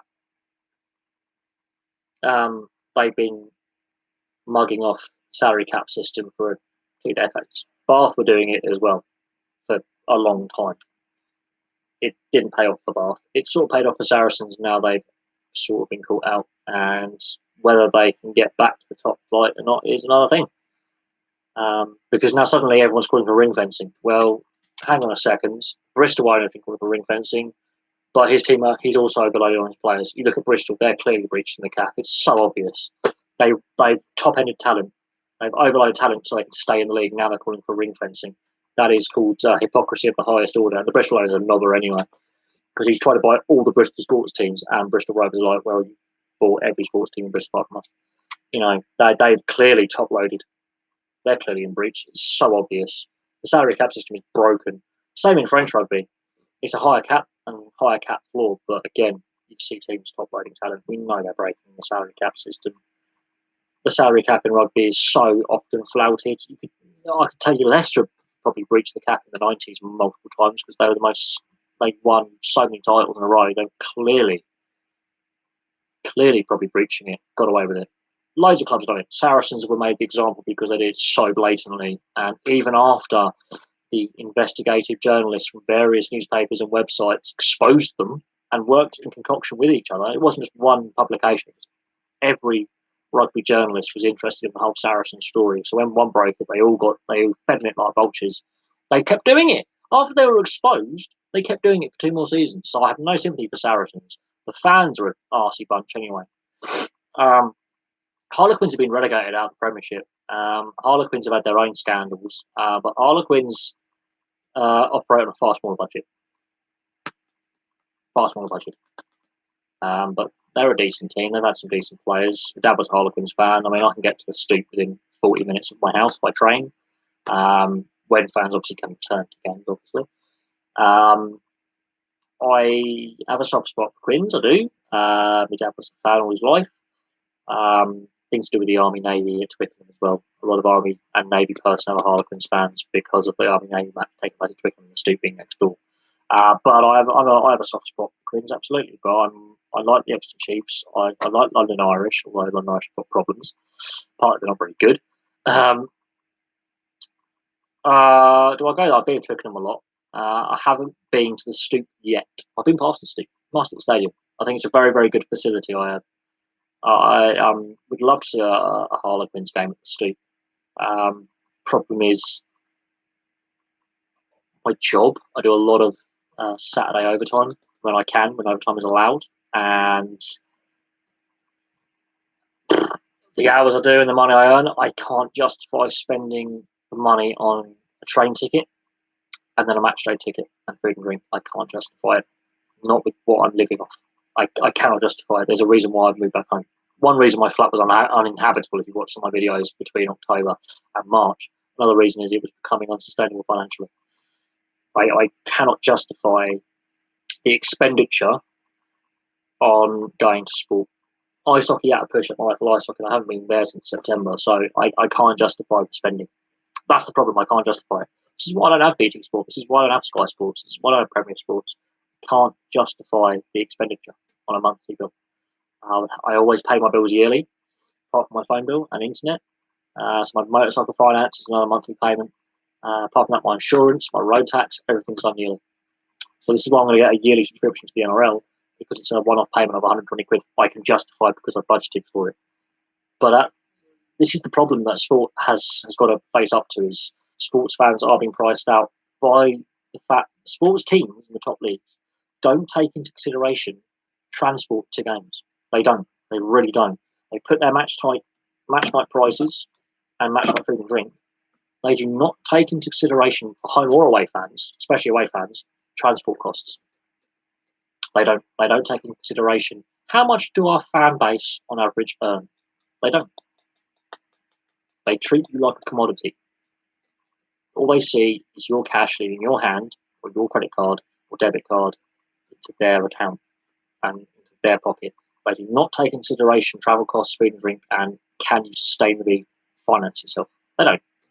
They're like any other capitalist business. They don't take, and this is the problem. This is where, when football fans were complaining about the price of away tickets, when fans kicked off about the Champions League and Europa League final tickets and the price and the logistics, football didn't care. UEFA didn't care. UEFA made money. They didn't care. The touts made money. They don't care. They don't care how little or much you earn. And sport, professional sport, as a fan, is becoming a rich man's game.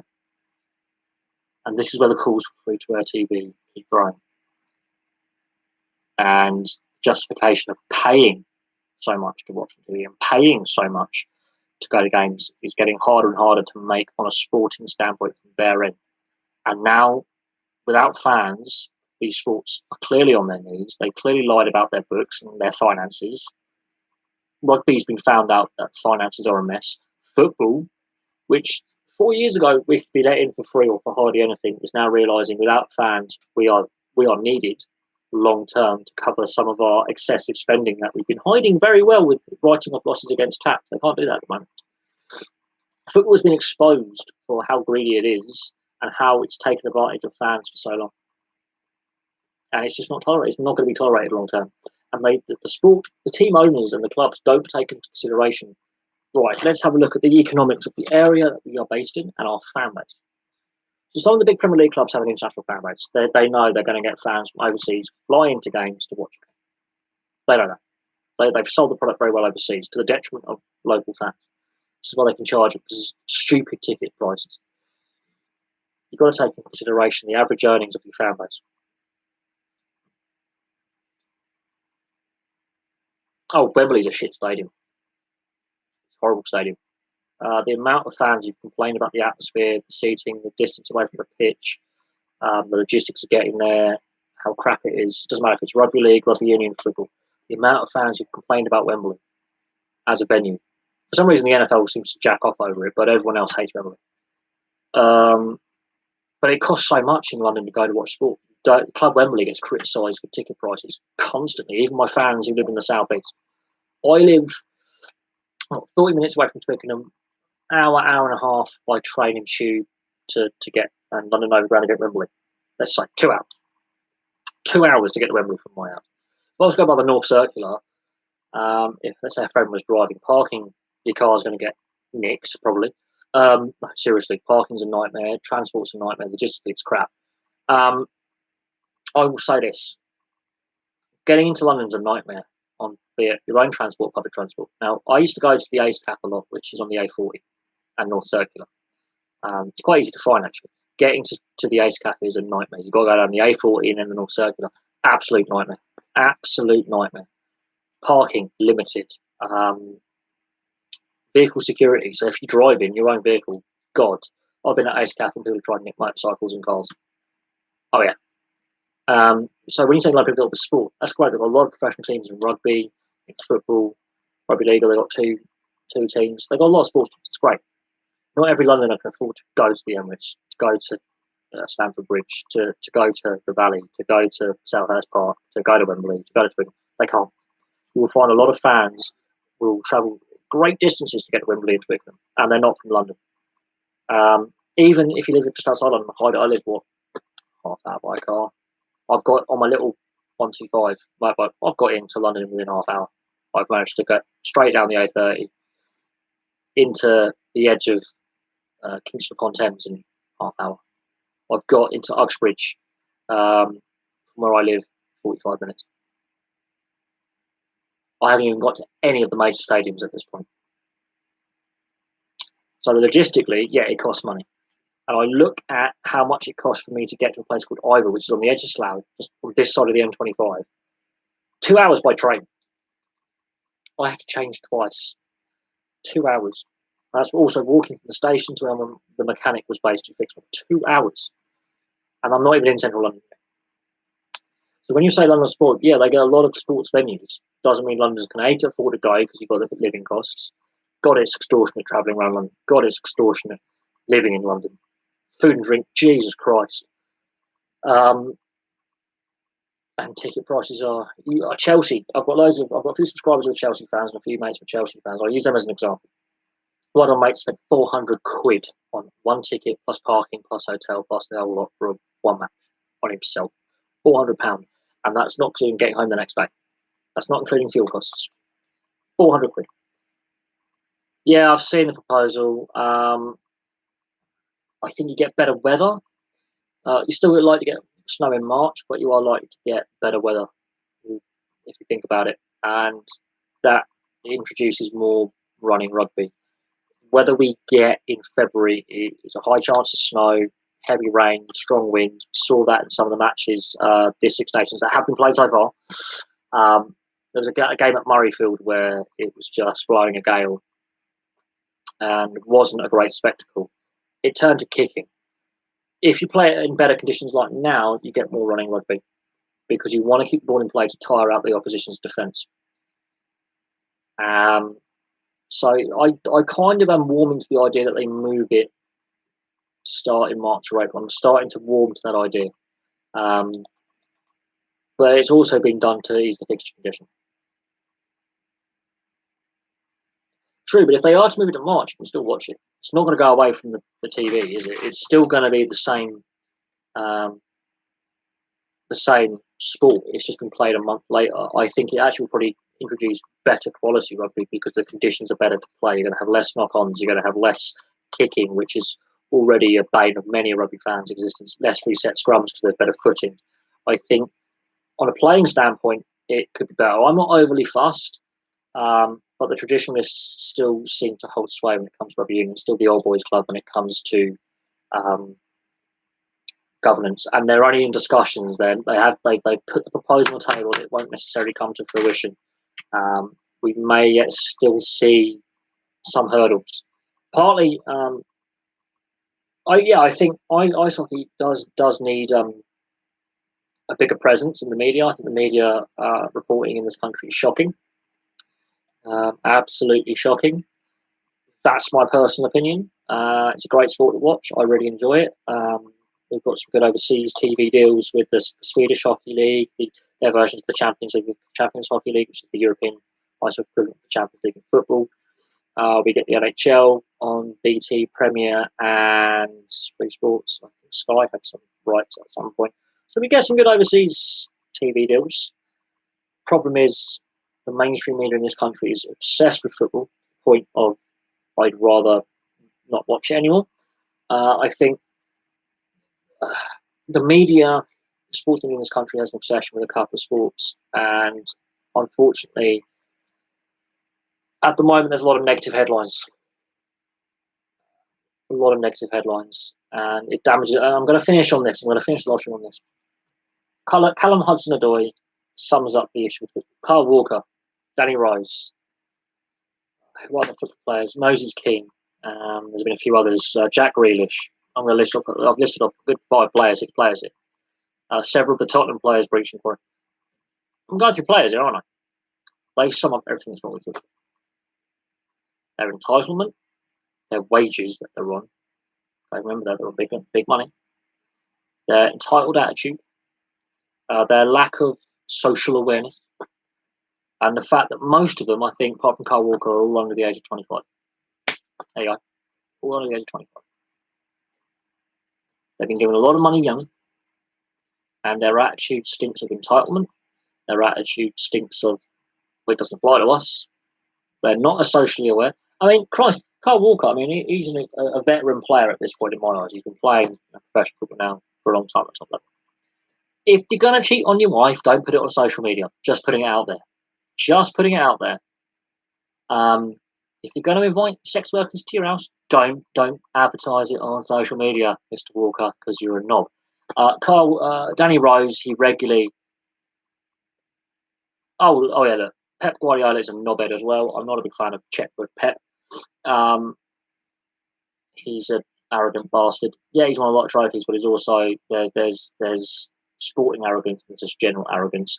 And at international level, he constantly failed with Spain. So to put that into perspective, there, club player, brilliant with Barcelona.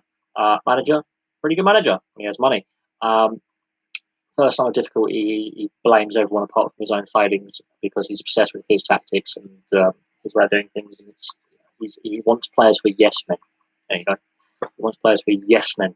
He won't listen to feedback from players going, this is how we've been coached, this is my style of play, either sell me or work with me. Pep's a bit of a character.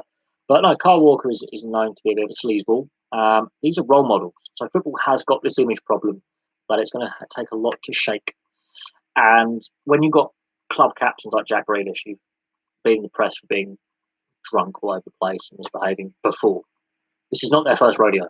Some of these players have been in the headlines for misbehaviour in past seasons. And you know, my phone keeps going off, but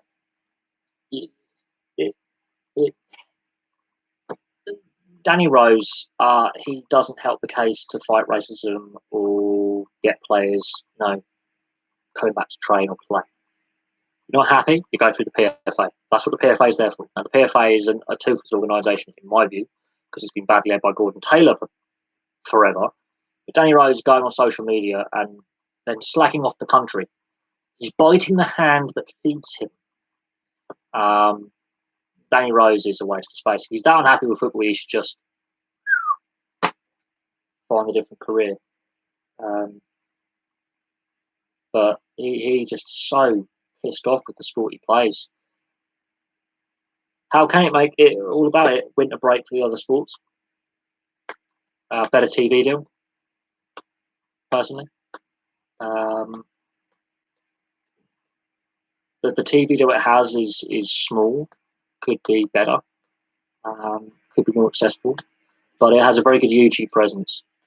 But there isn't a lot of money in British ice hockey, we know this, but it definitely could use a better TV deal and better mainstream media coverage. That's something that I think mainstream media is neglecting. The major press, the local press, do a great job covering British ice hockey, but the mainstream media don't give it a second thought. It's one of the better sports out there for community involvement, fan participation, local youth talent getting a chance in their senior teams, player development. I mean, we're doing really great when it comes to the World Championship ice hockey. We're at the top level. Next year we'll be playing in Switzerland. It's something that I don't mind. I think national media needs to up its game when it comes to promoting sport.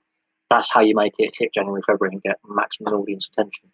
Pep won't like it when the changes coming on academy players and not purchasing under 18s. Pep won't be a city manager forever. He's already hinted that if they don't win the Champions League by the year 2021, he's going. And with their appeal being heard next month, they may lose that appeal. And if they lose that appeal, De Bruyne has already said he's leaving. So he's going to have a problem. He's a checkbook manager. And UEFA and Man City being at war, he's probably going to walk. And I think the team have peaked as a group. And yeah, Foden and others who managed to come through the academy aren't getting their chance when they should. They've lost out on other players moving on. And the only other player of recognition who's played a lengthy spell in the top flight was Micah Richards. Out of their academy, Micah Richards. So, yeah, Man City, they're a flash in the pan. In my view, they have a short-term period of winning everything, and for Abu Dhabi, it's a way to flash the cash, but really there's no real substance because because you look at Guardiola's been their longest-term manager under the current ownership, yes, but still can't win the Champions League, and their tactics are flawed. And there's not enough academy players getting a shot where other clubs regularly are producing youth talent. Even at lower levels, even some of the small Premier League clubs are regularly producing the talent that go on to have professional careers. Not necessarily at club of origin, but they get given their opportunities. Whereas Man City, they've spent all this money in this youth academy since 2007, and all I can see for it is Micah Richards, who I think came through the youth academy before they were bought, and Foden. All the other ones have moved on, haven't got a chance with Man City, and at the end of the day, those that have didn't stay very long in the top in the main squad and moved on, and they're heavily reliant on mercenary overseas players, which will have to change post this crisis. I can't see Man City long term being a sustainable model. They're going to have to buck their model of running a club. They're going to have to change how they run a club to meet the changing rules. And when you've got players like De Bruyne saying, if we are unsuccessful in our appeal, we don't get Champions League football. I'm moving on. We don't win the Champions League. Because they're mercenary players. There's not much club loyalty there. I think David Silva's been one of my most loyal players to the club. Aguero been quite loyal to the club since he's come in. But Atletico Madrid done better in Europe since he left there, haven't they? So it's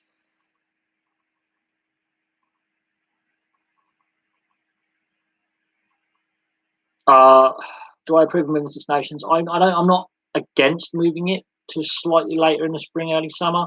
I think we get better quality rugby. And when it comes to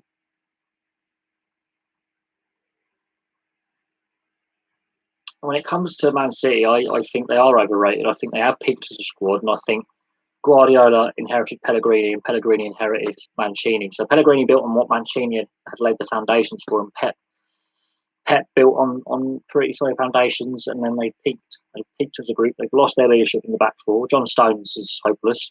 Kyle Walker is busy shagging prostitutes. And Otamendi is busy getting himself sent off for scoring own goals. So there you go. And Otamendi, yeah.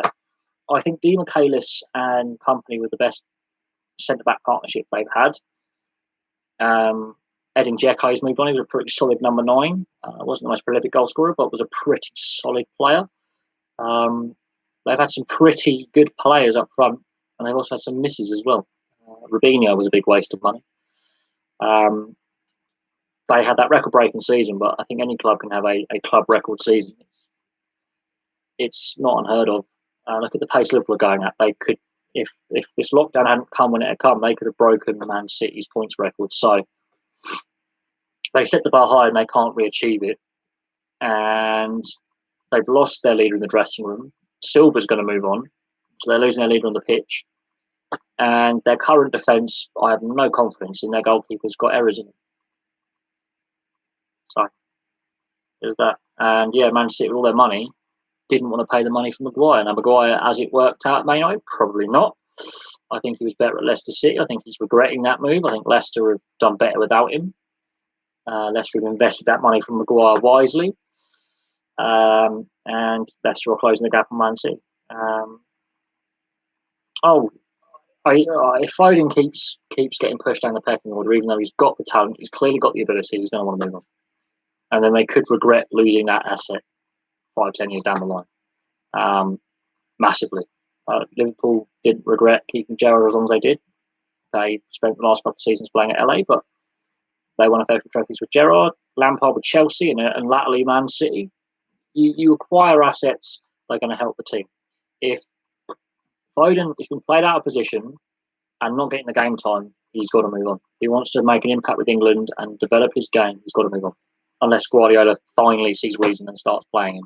I do not understand why he's not giving faith in a very talented young player who has clearly proven that he can play in the Premier League, he can keep up with the pace of the game and the physicality. I don't know. I think this is the problem. In previous times when Guardiola has managed at clubs, he has promoted players from the youth system. So either Guardiola doesn't have faith in the Man City youth system, or clearly he doesn't have faith in the player. I think Foden has not been given a fair crack, but we don't know what happens behind the scenes. But when you've got other players at that club constantly misbehaving, constantly getting in the headlines for the wrong reasons, and you've got a player there who's wanting to play, wanting to improve his skill level, wanting to get better, wanting to get game time, and you're not playing him, something's going on there behind the scenes that doesn't feel right. But when you've got players like Kyle Walker, who are much bigger money, constantly misbehaving, Kyle Walker's misbehaved since he was at Tottenham. Sheffield, he's been a bit of a twat. It does raise questions about what's going on in that dressing room, and is Foden actually, has Guardiola lost Foden's it? Because if you've got a young player who's hungry and is being constantly pushed back, he's not going to develop. He's not going to have good morale. He's not going to want to listen to what the manager's saying if he's not been given the opportunity to showcase what he can do. And this is how a manager loses the dressing room, is when you've got players saying, look, give us a shot. Constantly playing a player out of position is going to piss off the player. If then you keep then bringing new players in, when other players are going to see this going, well, he's in the squad all the time, but he's not getting game time. But, we know he's talented. We know he can play at this level. We know he can do stuff at this level and compete and be part of it. So what, he's had a kid at 18? Big deal. I know loads of my mates who've had kids younger than 18. I don't think that should play a part at all. He's an adult. He's allowed to do it. But, I think he's got a young family. He wants to play for his country. He feels clearly there's something going on behind the scenes. And I think while Guardiola's manager, I don't think it's going to improve. And while Foden's there, it's not going to improve. Another club would happily have him start in his right position and playing week in, week out. Any other club in the Premier League or Championship would go, yeah, we'll have him.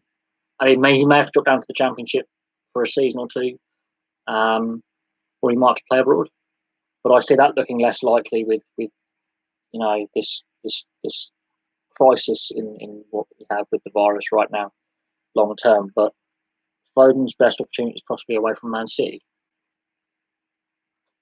and I think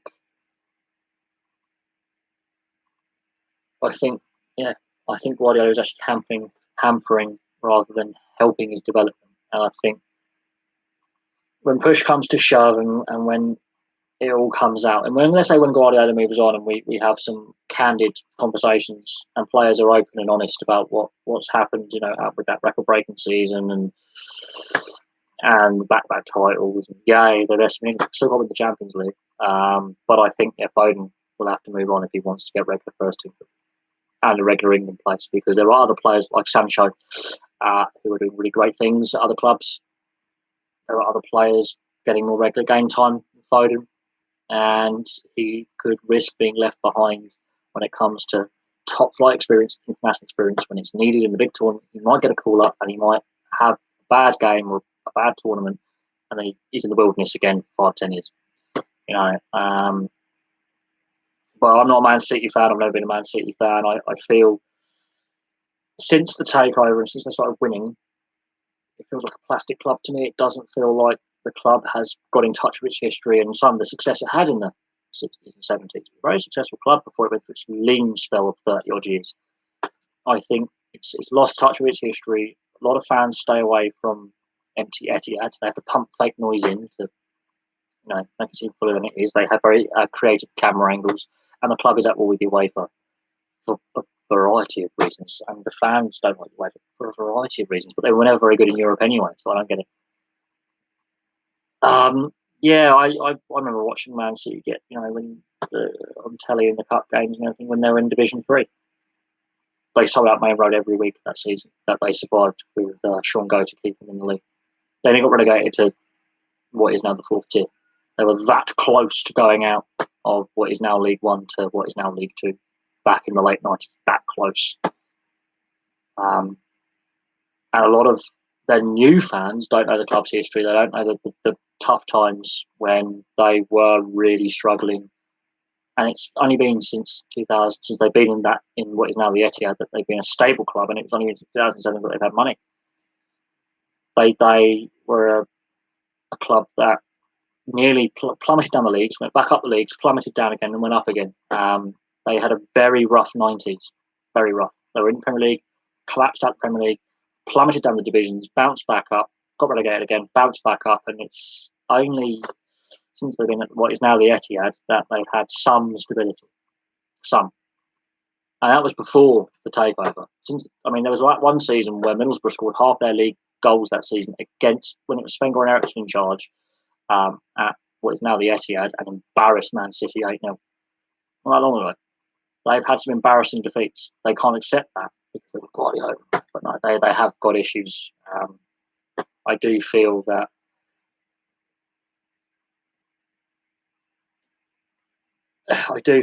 long term City's spending, financial fair play breaches, all that, it's going to undo them.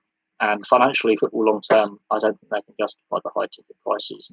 But I'm going to leave that there. I'm going to leave it up and down for 3 hours. Thank you very much for your questions. Interesting life in this bank holiday. Everyone stay safe, but I'll have some more videos for you very, very soon. And goodbye for